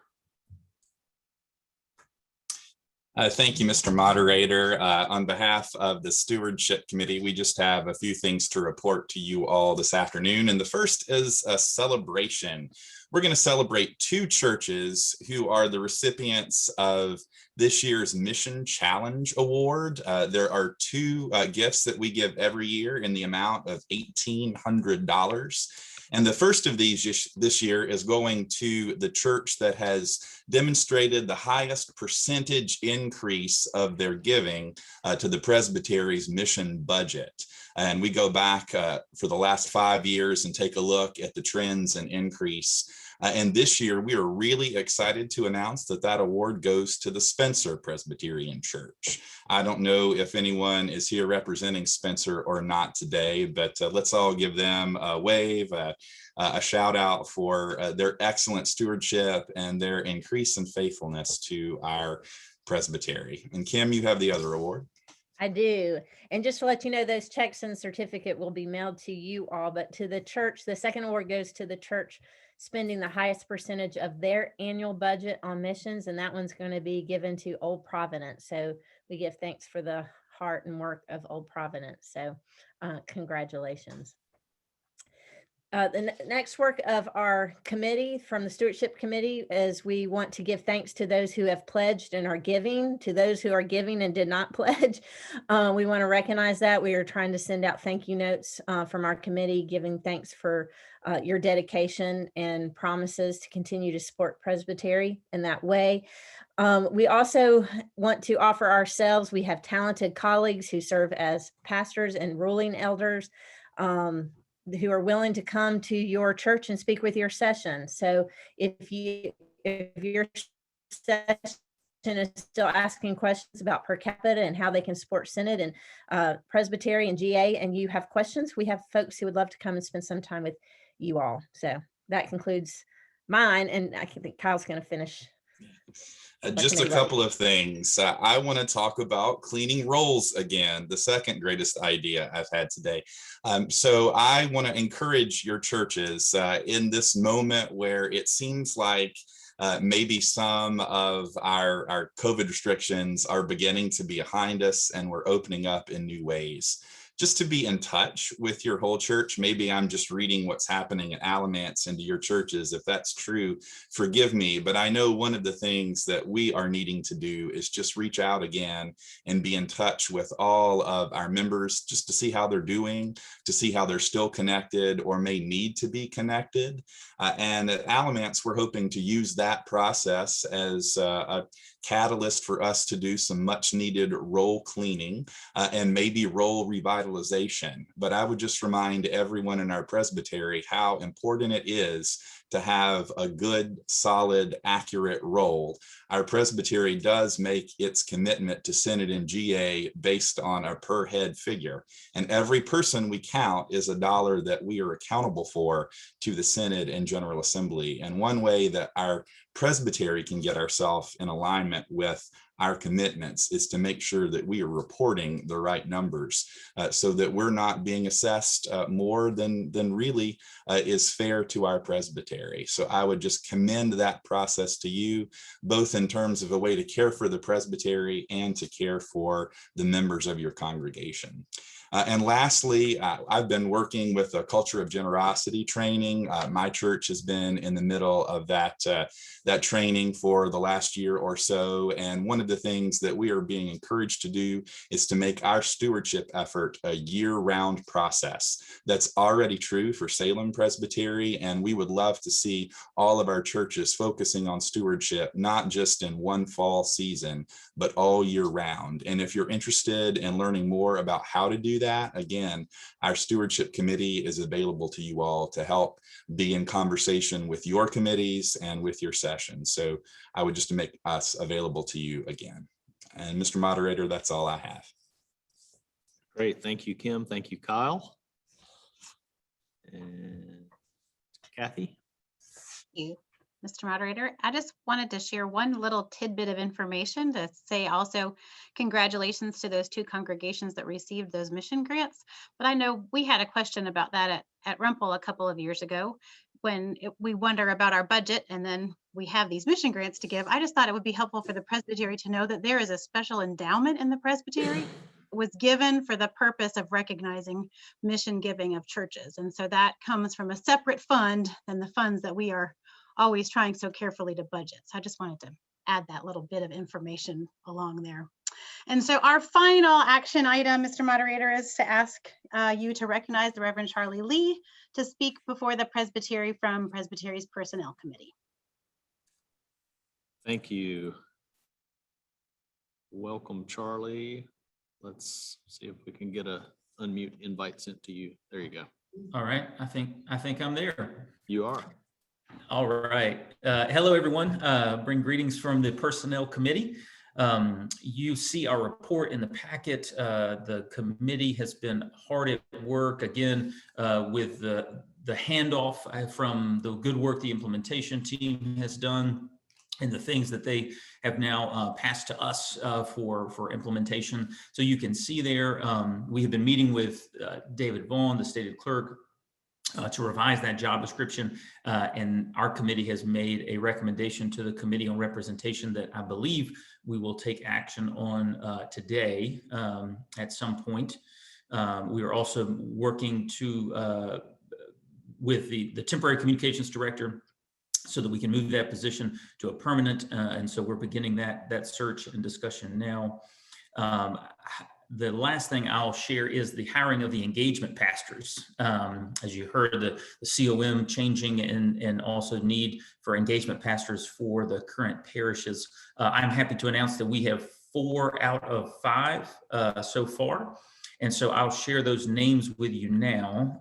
And then once we fill all the slots, we'll share that somehow with the presbytery. But so far, the new engagement pastors for each parish are Evan Harrison for Parish A, Jody Lingen for Parish C, James Harley for Parish D, and Rainey Ratchford for Parish E. And then I think that concludes my report, if there are no questions. Does anyone have questions for Charlie?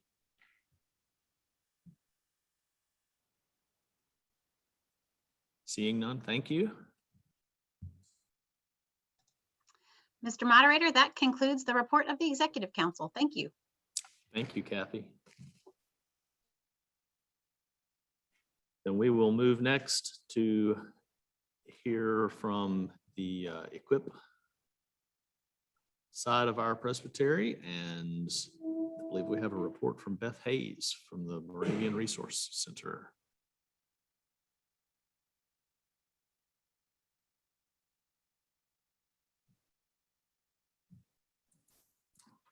There you go. Welcome. Thank you for welcoming me today. I am Beth Hayes. I work at the Resource Center, which is your resource center, and it is now open. I'm sitting in it again, and we're happy to say that we are open for customers again, and we have enjoyed our partnership with each other. And part of that is responsibility is I serve on your equip committee as a representative to try to help them get word out to you about the resources that we have that are available to you in the Resource Center. One of the things that we have done is we've tried to put a lot more in Salem Matters so that you begin to see some of the things and take advantage of those things because they're very important. And I appreciate all the help that John has given us in getting that up there. When we had our last equip meeting, I shared with them a little bit of a brag because let me just back up and say that I actually work for the Moravian Church, and I am their director of congregational ministries and resources in the Resource Center. And at the last meeting, I had a little bit of a brag with the committee because we have a group of Moravian educators that have done a phenomenal job on a project that's a collaboration project for faith formation. And it has really taken off. And I see it as the new future for faith formation in congregations, where we can work together, share our gifts, and not make it so hard on one person, but be able to share our gifts. And especially in small churches, you are going to be really interested in doing this. I encourage you to watch the video that we're going to show in a few minutes about this project. It's 5 churches. They are from various size churches in the Moravian denomination, but they had collaborated to do Vacation Bible School and Sunday School faith formation. They started last summer. When they heard the need, the educators were saying, We're all in the same boat. Can't we work together and try to help our small churches? Can't we work together and try to help our churches and provide something? And so this is what came out of it. And it's a pretty, I was not part of the initial part of it, but I am part of the planning team now. And I envision that this could be a way for the future.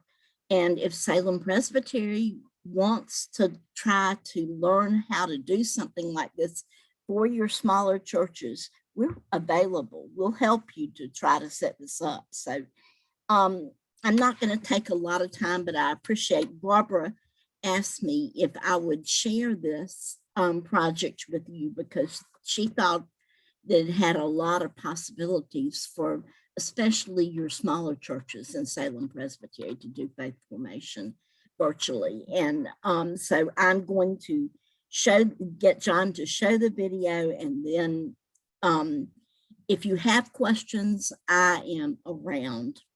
I'll be glad to try to answer them. Thank you. I think a packet or a handout was emailed to you in advance, and I hope that you'll find that helpful. And we're going to go through what we're hoping is that this is going to be a real nuts and bolts type of presentation for you to be able to take back some real practical things that you might be able to use or you could envision using in the future. And this is by no means limited to faith formation with children.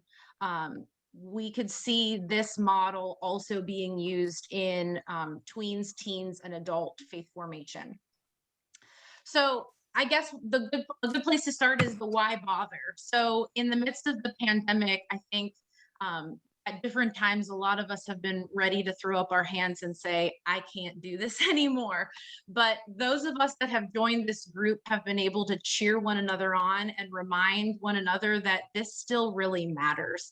And in some ways, the pandemic has brought us back to our roots, where spiritual development is back at the home, and it's primarily being facilitated by the parents and the guardians that those children surround themselves with during this pandemic time. And we still think that even though our role has shifted, that we still really are a vital part of the church community. And most of what you'll see today is how we are charged with curating and sourcing materials that families are able to access, implement, and replicate in their homes with either things they have on hand or very inexpensively we are able to supply to them. But we still think that it's a really vital part of our church ministry. And as you can probably imagine, a lot of the parents who are registered for this program are already anxious about the amount of screen time that our children are participating in, especially as some have yet to return to in-person school. So probably the two most important litmus tests that we in this group have really taken very seriously is the material or activity that we are presenting easy for parents to manage? Because if it's not, it's very unlikely to be done. And is it something that is engaging the parents and the children simultaneously? Is this something that's bringing the whole family into the fold of whatever lesson we're presenting? So those are kind of our two most important criteria, and hopefully you'll see how we live that out as we explore how this takes shape. So these are by no means the only options out there. There are a lot of really, really great options to consider in terms of building a virtual faith platform. This just happens to be the ones that we're using. And why we chose these, for one, we wanted free, and who doesn't like free?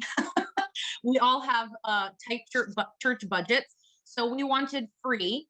We also wanted very easy to access. We needed something that we were able to build in some security metrics for, which we'll talk about a little bit later.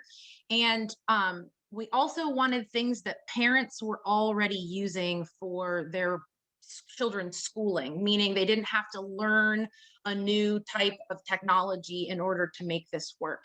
And what we found was that most of the children who were kind of thrust into this at-home learning environment, by and large, they were already using Google Classroom, Zoom, and Flipgrid as ways that they were interacting with their public school counterparts. So that's where we chose these platforms. So, Jamie, can I chime in there? Sure. So for some of us, we learned that some of our families found it awkward or an extra layer to have to navigate Google Classroom. And so as our group sort of each tweaked things to our individual congregations, I was in a congregation that did much better when I emailed them that week sort of curated packet of materials. And so I sent an email just to those families that were engaged in this age cohort and participating in the program. And they could just click those links. And rather than directing those links into Google Classroom, we posted the video content pieces on our YouTube channel. Again, free. And you can choose to list those video content pieces as either unlisted or private, which allows us to publish things that are copyright protected. But that way we're publishing them only to the folks that have been granted that link to be able to access the content that we've shared. And so that's one of the other sort of free ways, depending on how your congregation best will consume the information, to be able to make it available and easily linkable, clickable for folks to access. Thanks, Christy. So the first question is, where should I start? Because this feels a little bit like eating an elephant and we don't really know where to begin. So I have two small children, so Toy Story is our way of life. If you don't know this image, I'm sorry, you'll have to watch Toy Story, but it's Woody hugging the phone. And that's sort of where all of this began for me. I was, hit that March day where everyone probably knows exactly where they were when the world shut down. And I distinctly remember, Craig coming into, Pastor Craig, who's I think part of this call, coming into the office and sort of letting us know that we were going to shut down. And in the midst of trying to gather up as much as I could shove in my car to go home, I didn't know what was next. I knew I had all of these grand plans for Vacation Bible School and all of these things around the corner, and it just felt like everything came crashing down. And thankfully, Margaret Norris was on the other end of my phone, and she reached out to me to talk about the opportunity of what would it look like if we collaborated to do a virtual Vacation Bible School. And this is sort of where all of this began. So what I would say is, don't try to do this in isolation. Find a friend, phone them.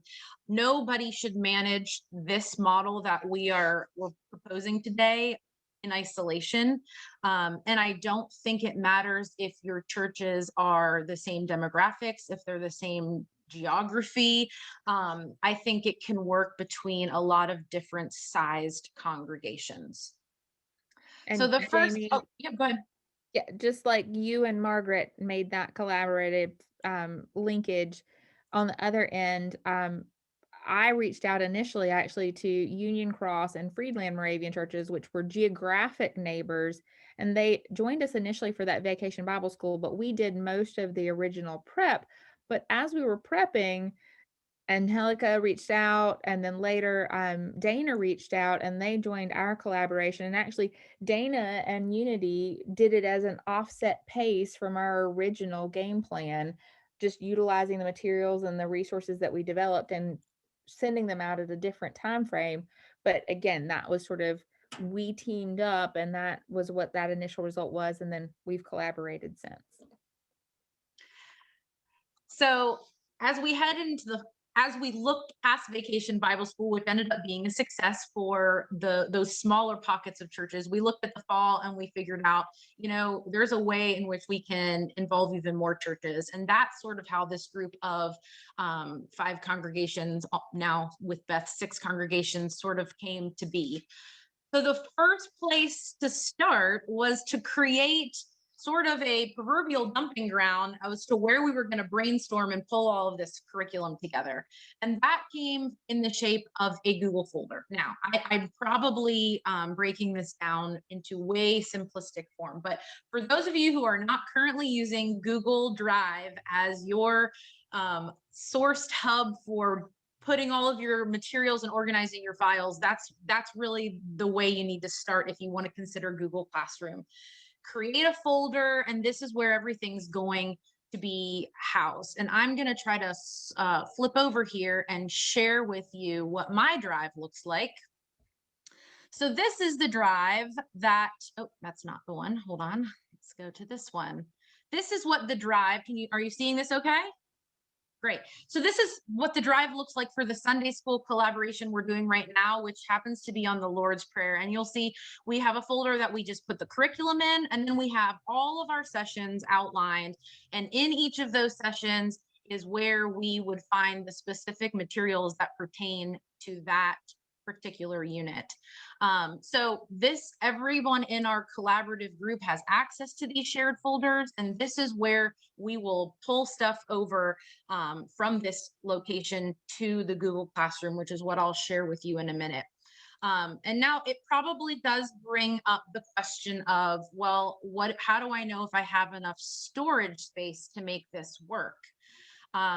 If you have a Gmail, you have a Google Drive account, but the storage capacity is limited. If your church doesn't have a shared drive folder, you can very easily purchase one for about $2 a month. That will give you more storage space than you could possibly need to do at least an entire annual year's worth of videos and planning for online virtual faith formation. So I would recommend looking at kind of one of the smaller packages that Google offers for storage space. And inside of that, in addition to each of those broken down sessions, probably the most important document in that folder is our curated supply list. Because in addition to the virtual, we're doing kits. So we come up with the supply list, and each church packs their own kits that then get porch delivered to our participants. Margaret, do you want to talk a little bit about what those kits look like? Actually, keep talking and I'll go get one. Great, that would be fantastic. So we'll come back to what those kits end up looking like. But the next thing is to do registration. And I know it might seem like, well, I don't do registration for a normal fall Sunday school. Why would this be important?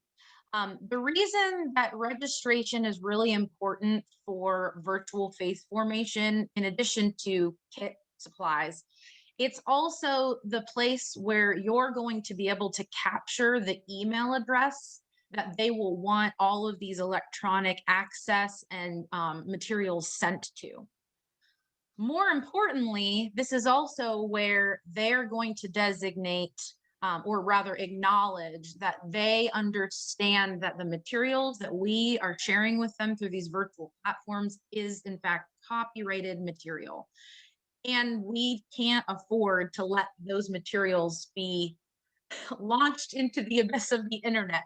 So they're acknowledging that they're not going to lift and share things, but they're also acknowledging some really important matters with regard to safe sanctuary in a virtual space.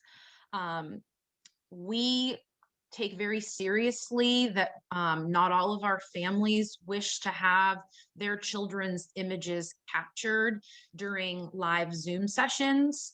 And so we want them to know that we take that seriously and that we agree that we're always going to have two unrelated adults, even when we go into breakout rooms in Zoom, that we maintain those policies even in this virtual space. Any questions about Google folder or Google Forms as it's used for registration?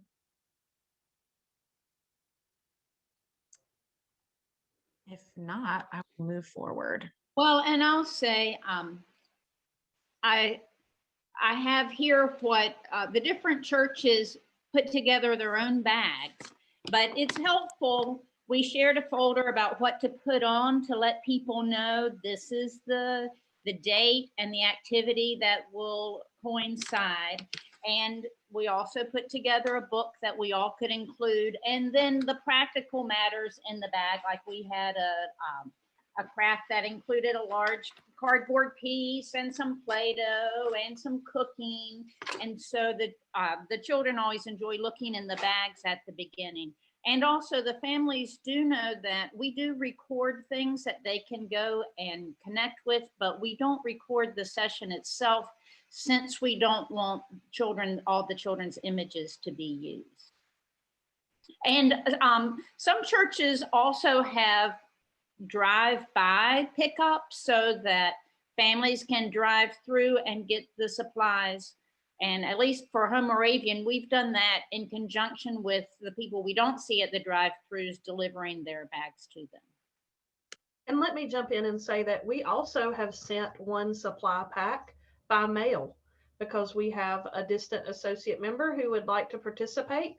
And we just took their bag and shipped it right out to them, and they're able to join us each Sunday. So we have done drive-by and pick up, we've done delivery, and we've done a couple by mail. Great. Well, that takes us to the next step. So you've done registration, you've built this folder that you're all going to collaboratively put materials into, and now it's time to see what Google Classroom looks like.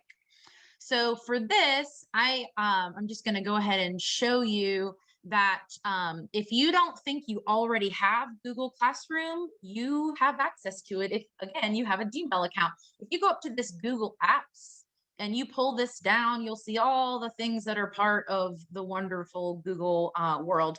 And you'll see this wonderful little icon here, and that is representative of Google Classroom. So I'm just going to go ahead and open up what our current Sunday school program looks like. So all of this is totally customizable. You pick your banner, you pick your title, you can control whether or not participants are able to put things into the stream. So we'll go ahead and we'll start with this stream tab. And the stream tab can be thought of as sort of just a live thread that indicates any type of activity that, that either we, the teachers, putting in new material, or that the participants have the ability to post things that they are doing at home. And we have encouraged our children to go ahead and use this as a share site. So you can see here that this family we're doing the Lord's Prayer, and for our daily bread, we sent home biscuit mix and a cooking video. And so this family went ahead and shared with us that they made their daily bread. We've done, well, there's some more baking. We've done some bubble art where they were painting with Miss Christie on the screen. We've done story and stretch, which is a yoga-based body prayer. And we've done that throughout the entire series. And so you can see one of our children using their body to pray. And so, like I said, and even our teens group that meets separately, they Zoom baked together. So all of their screens indicated what their bread looked like. So you can see how this stream makes for a really, really convenient place to see. You can see how this is working for people. In the classwork tab, this is where the rubber meets the road. This is where you break up your units, and there's lots of ways to organize this. And by no means am I saying that ours is the only way, but we've decided to organize it by session and date. So on our session for this past Sunday, which was March 7th, in here, they could watch Miss Christie tell the Godly Place story. They could watch the videos or read the instructions about how to make a drum, because we're going to do a hand drumming lesson this coming week. They can look in our music tab to listen to our theme song, or watch a video of me teach them the American Sign Language that goes with our theme song. And we can talk a little bit about why we chose the sign language in a bit. You can see there's a video that they can do the story and stretch Lord's Prayer along with me. And we always have a closing prayer at the end of our live Zoom time, and we include that recording in here because it represents our closing prayer in both Spanish and English. So you can see we've built all of these sessions and they never go away. So families who might be on vacation and didn't take their Sunday school bag with them can at any time go back and revisit any of these materials when it suits them. And I'm sure each one of us can attest to how many families are coming to the live Zoom versus how many families are just interacting with this at some other time during the week. I can say that as a group, we have, at last check, we have 98 families registered and actively participating in our Sunday school consortium. Of that, on an average week, we probably have, somewhere between 20 and 30 live faces that are participating in the live groups or the small group sessions. And by no means is that representative of all the people that are actually doing it. And you can see on the stream, there's plenty of kids who maybe didn't come to the live Zoom, but were able to still catch up with the materials based on the information that's here. In the people tab, that's who's in the classroom and who's been invited to be in the classroom. So you'll see the teachers as well as the students down here. And then we don't worry about the grades because this is obviously not for a grade. And I will be happy at the end of this session, if we want to go back in here and you want to watch me like mock up a tab or show how anything gets pulled over or loaded into this, I will be happy to do that. But it is very, very simple in this classwork tab to see how you can create an assignment or post something. And Jamie, you have a question from Carol. Excuse me, Carol, is it Carol Dagg? How do you get a recorded video into the session? Great question. And you know what? I'm going to just go ahead and show you how to do that. So if I was going to create an assignment here, I could go ahead and title this Story and Stretch. And I would go to this add, and I could add it from my Google Drive. And it would then, I would want to go over to my drive because that's where it's located. And I can go here to this Lord's Prayer tab.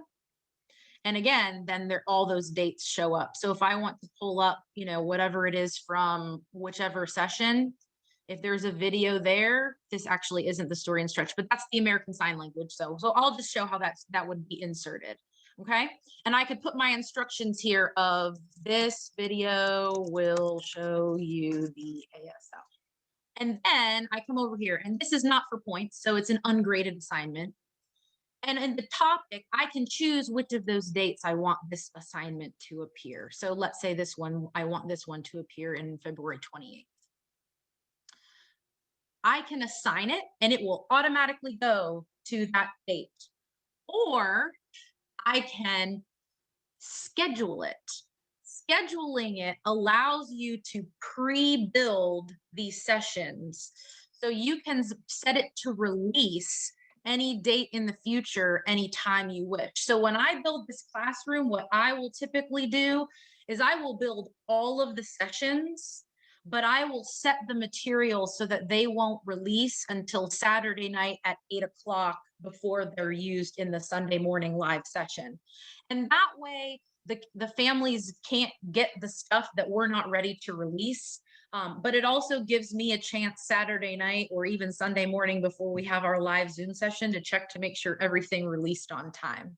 Does that answer your question? I'm happy to demo anything else inside this Google Classroom that someone might like to see. If someone wants to see what Story and Stretch looks like or what sign language tutorials look like, happy to open that. Jamie, we've got a couple of folks that have asked questions about usefulness for adults potentially and some of that. And I just wanted to weigh in for the Vacation Bible School collaboration that Kernersville was a part of last summer. We actually did include adults. And so we actually had a breakout session just for adults. So we were presenting that sort of shared content. But when we broke out into small groups, we had groups for our preschoolers and groups for our elementary schoolers, groups for youth. But we actually had an adult group that had their own discussion opportunity to comment and to deal with the same concepts and themes that we were dealing with everybody. It was a series on parables. And a lot of churches will choose to do something where they're all studying the same thing, or a sermon series that's on a particular topic.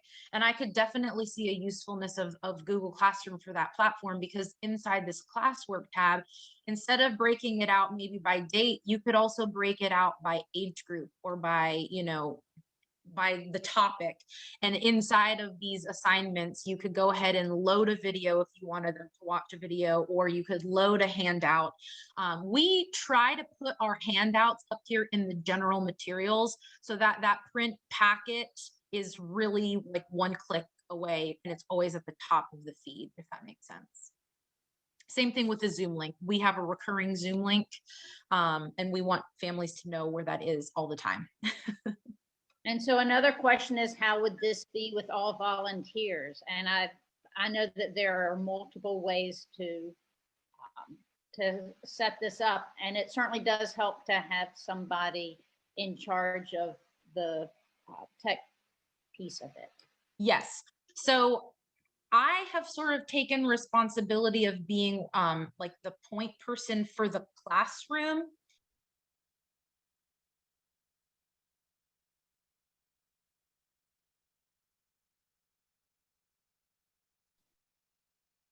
Hang on, Beth, let's get you unmuted. Weren't expecting the abrupt end of that.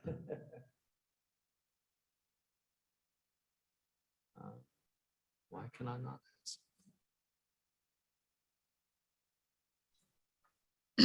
There you go. So that was actually a segment from an hour and a half long workshop that they did for the Moravians to try to get some other churches on board.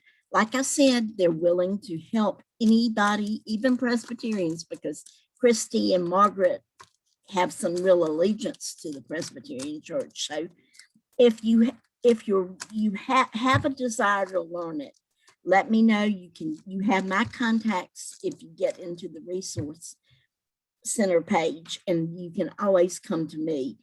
And I'm just going to close it by saying that toward the end of May, we are actually going to create a YouTube curriculum preview that we will send to you to Salem Presbytery, and it will describe all of the options that we recommend and how you can get them. And that's going to be kind of the launch. It'll come out the 1st of June. That will be at the launch of our curriculum sales.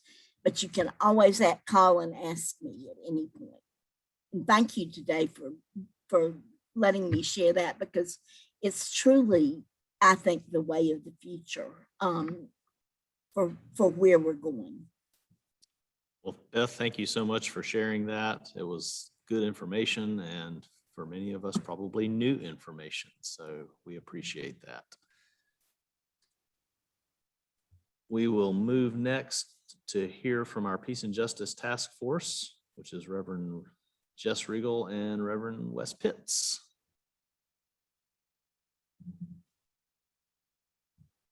One second, let's get Jess unmuted here. Thank you, Mr. Moderator. I'm going to be speaking first, and then Wes is going to speak in a few minutes, but I just want to invite someone to sort of, so we transition from the massive amounts of information we just received from Beth, who's such a wonderful resource, and we love having her a part of the Presbytery. I would invite you to just stretch for a minute and kind of prepare to take on some very different information than what you just learned. All right.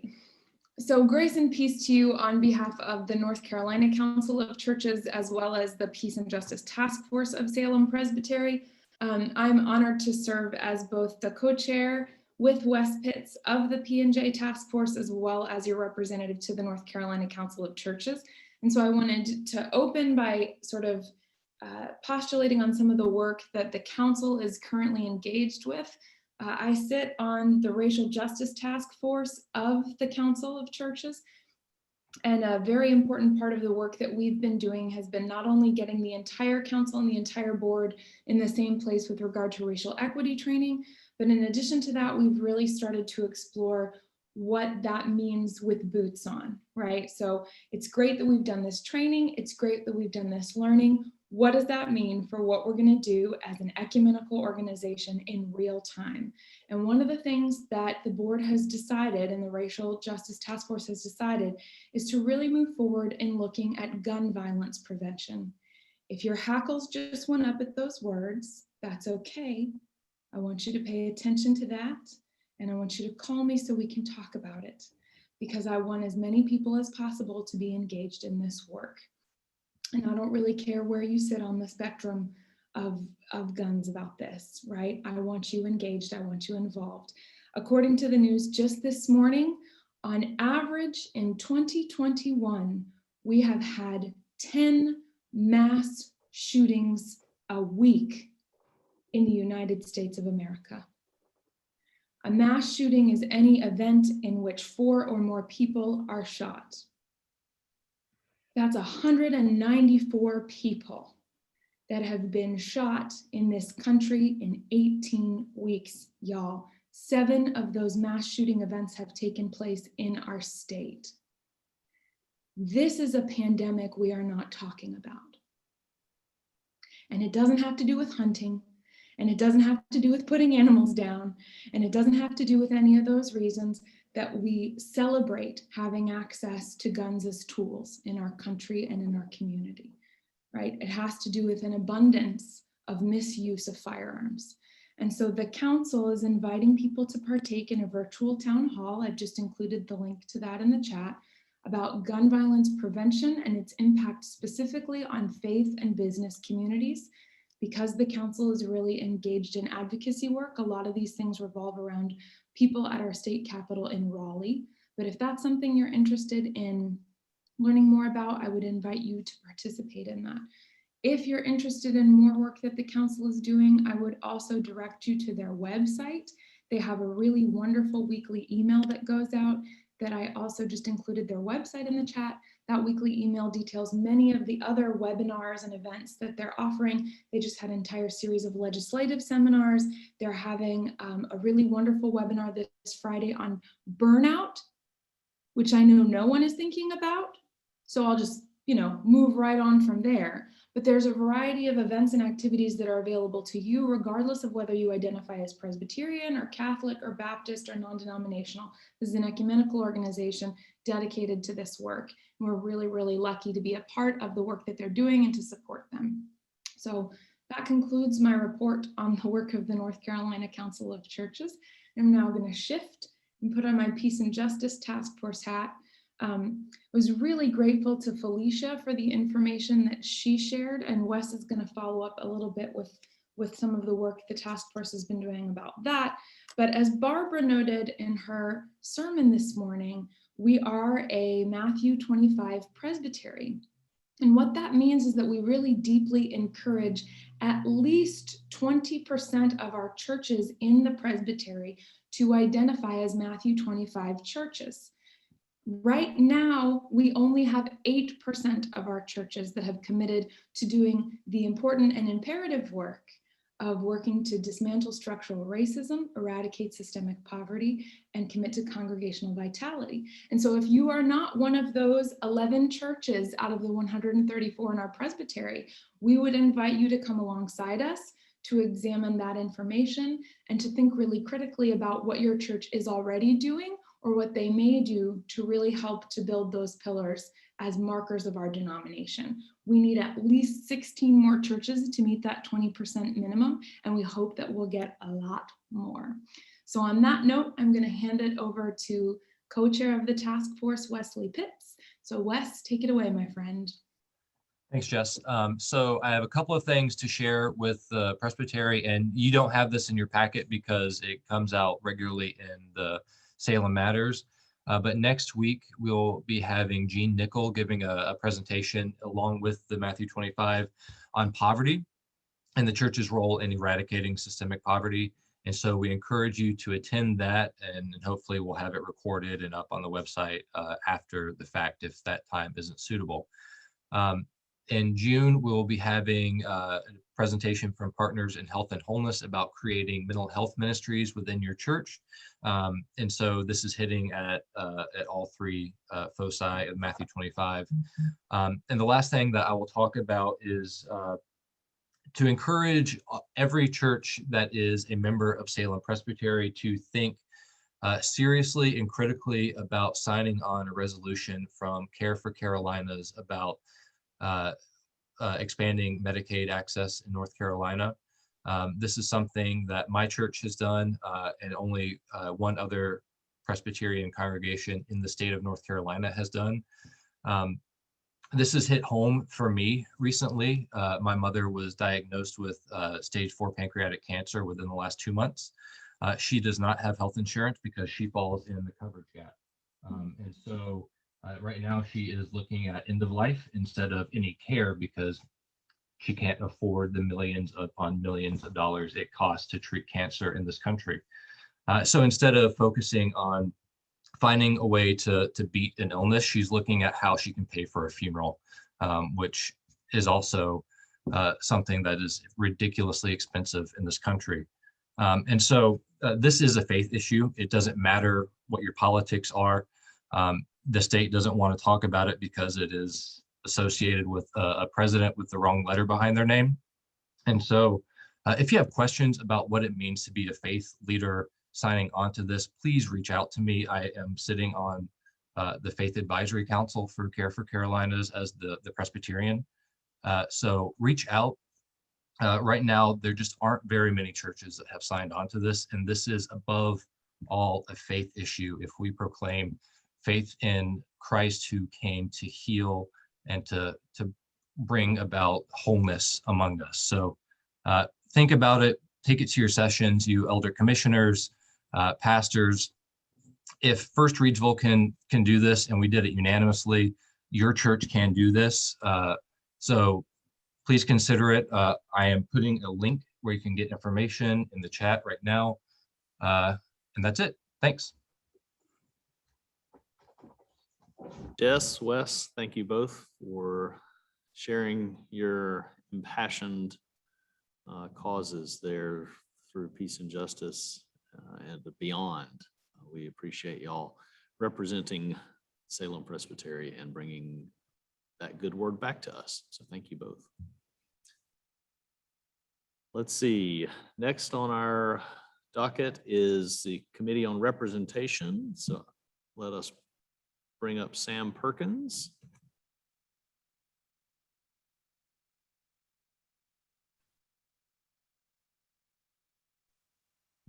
There we are. Gotcha. Yeah, thank you, Mr. Moderator. And Wes, I think I speak for our whole Presbytery, letting you know that we're holding your mother and your family in our prayers. So I reminded you at our last Presbytery meeting that we really need your help on the committee representation to help us do our work. We don't know everyone in the Presbytery. We know a lot of people. Jim Rissmiller is now on our committee, and I think he knows more people than the rest of us combined. But we don't know everyone, and so we need your help in this. There is a nomination form in your packet that is super easy to fill out, and it's especially helpful with elders who come on that are new. It's helpful for elders who have served and have rolled off of session, once an elder, always an elder, and they can still serve on committees in these capacities. And so I would just really encourage you to take some time to fill this out. We need to be, we stink at this, and we need your help. If we're going to be friends, if we're going to be the kind of friends that would tell one another that you have something in your nose, then I'm just going to be straight with you and tell you that you're not doing a good job at this. And so do better. I'll wait. Sam, we appreciate your Just kidding. brutal. All right, so We appreciate moving your on. brutal honesty. Moving on. We have also taken some action with Executive Council in kind of renewing the call to David Vaughn as our stated clerk, and he has graciously accepted that. So thank you, David, for your continued work. If you don't like David, then sorry, but really, who doesn't like David? And now he's got a cute dog, so that's helpful. That's really the only action we've taken recently, but we are working on things in the coming months with regards to who the next moderator of our presbytery will be, our GA 2022 delegates or commissioners, some committee vacancies. COM is going to be a hot ticket, it sounds like, and really then also defining our committees and the actual work they do, so that when we are reaching out to folks who have been nominated for these committees, we can more accurately describe the work that they'll be doing on those committees. So that is the conclusion of my report, if there are no other questions. Okay, thanks, Sam. I think for the action for David's position, that does need to have a vote. So that needs to be made in the form of a motion from your committee, if you would, please. So I would move that we continue the call or renew the call to Elder David Vaughn as to continue the service as the stated clerk of Salem Presbytery for a term beginning in August 19th of 2021 and concluding on October 31st of 2023. Thank you, sir. Coming from your committee, that does not need a second. Is there any conversation or discussion related to this motion?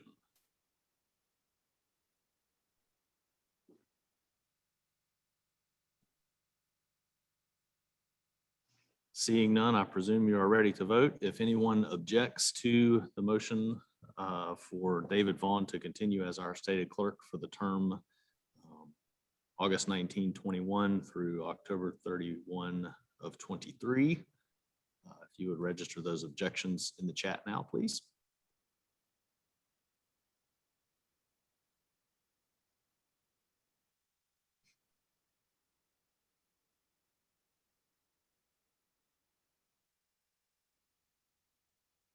Seeing no objection, the motion carries. So thank you very much, Sam, and we appreciate your call to recognize where we stink and do it. We can hope that we can smell like a bed of roses coming forward. Okay, we are nearing the end of our meeting today and moving into new business and announcements. There was no new business that was presented to us. I do know that in announcements, I believe Lee Weisner had requested to be able to make an announcement regarding hunger for us. So give us 1 second to get Lee pulled up here and unmuted. Hang on 1 second, Lee.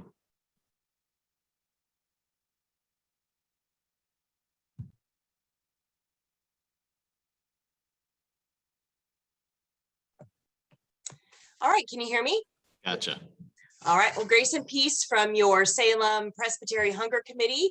I am serving as the new chair to give Frank Dew a break. He said it was God's call. I said God's voice sounds a lot like Frank Dew's. He's very convincing, but anyways, happy to be serving in this capacity and just want to draw your attention to in the Salem Matters Weekly email that goes out this past week. There was a opportunity in there for our churches and our communities of faith and ourselves to take action on some hunger issues through Bread for the World, which probably many of you are familiar with. It is an advocacy organization that leverages communal and collective voices to put pressure on our elected officials to pass legislation that abates hunger. And the last one, that bipartisan act that was passed through with the help of Bread for the World and with the help of all of us, was the Farm to School Act, which allowed small farmers to bring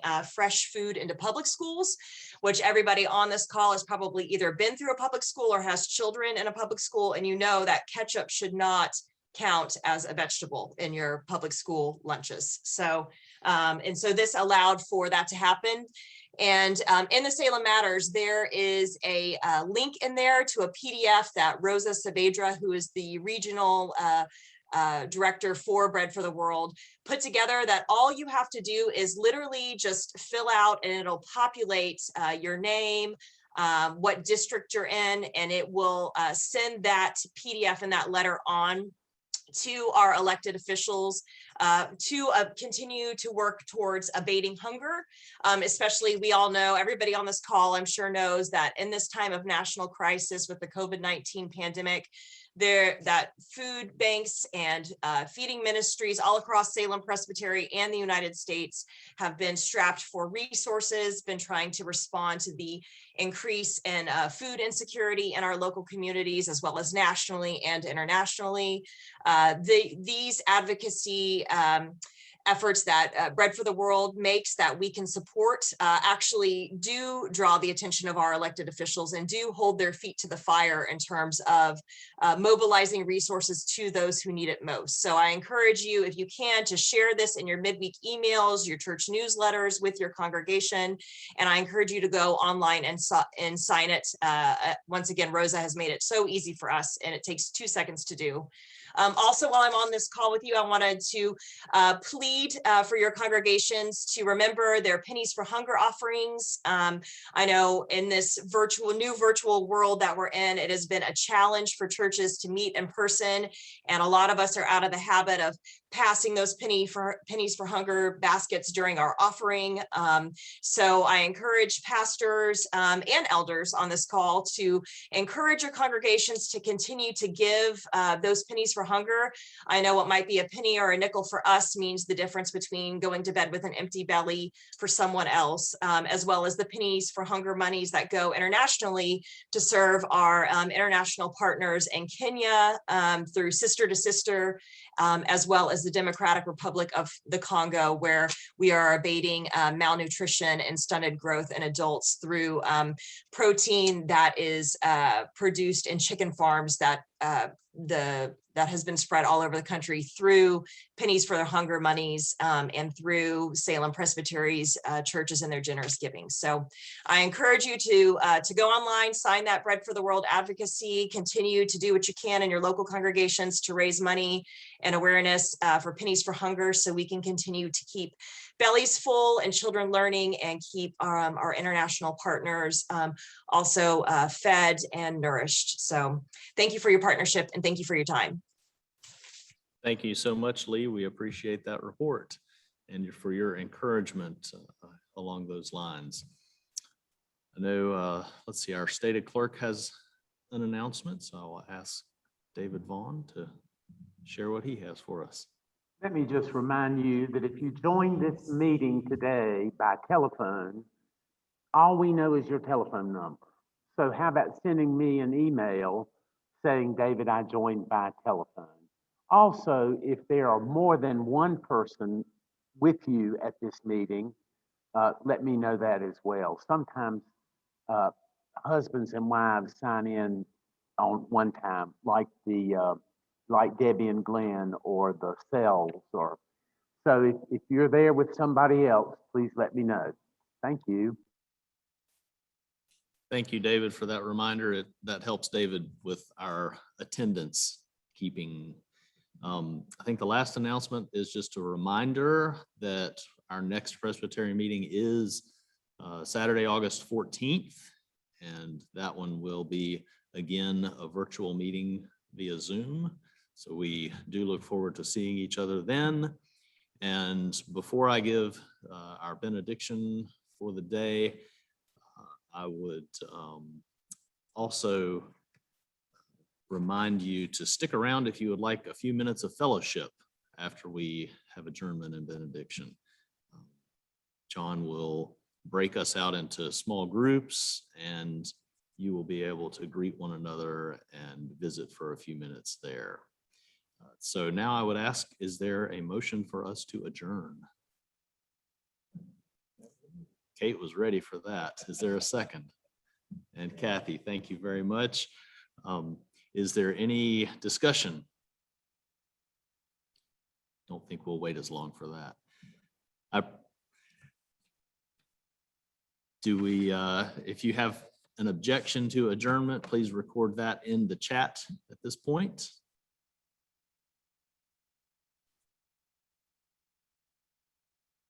Hearing none, then our adjournment motion passes, and I offer you a benediction that I have adapted from one that Steve Lindsley shared with Salem Presbytery back in 2003 that I have carried around ever since. Siblings in Christ, you are the children of God and the people of God.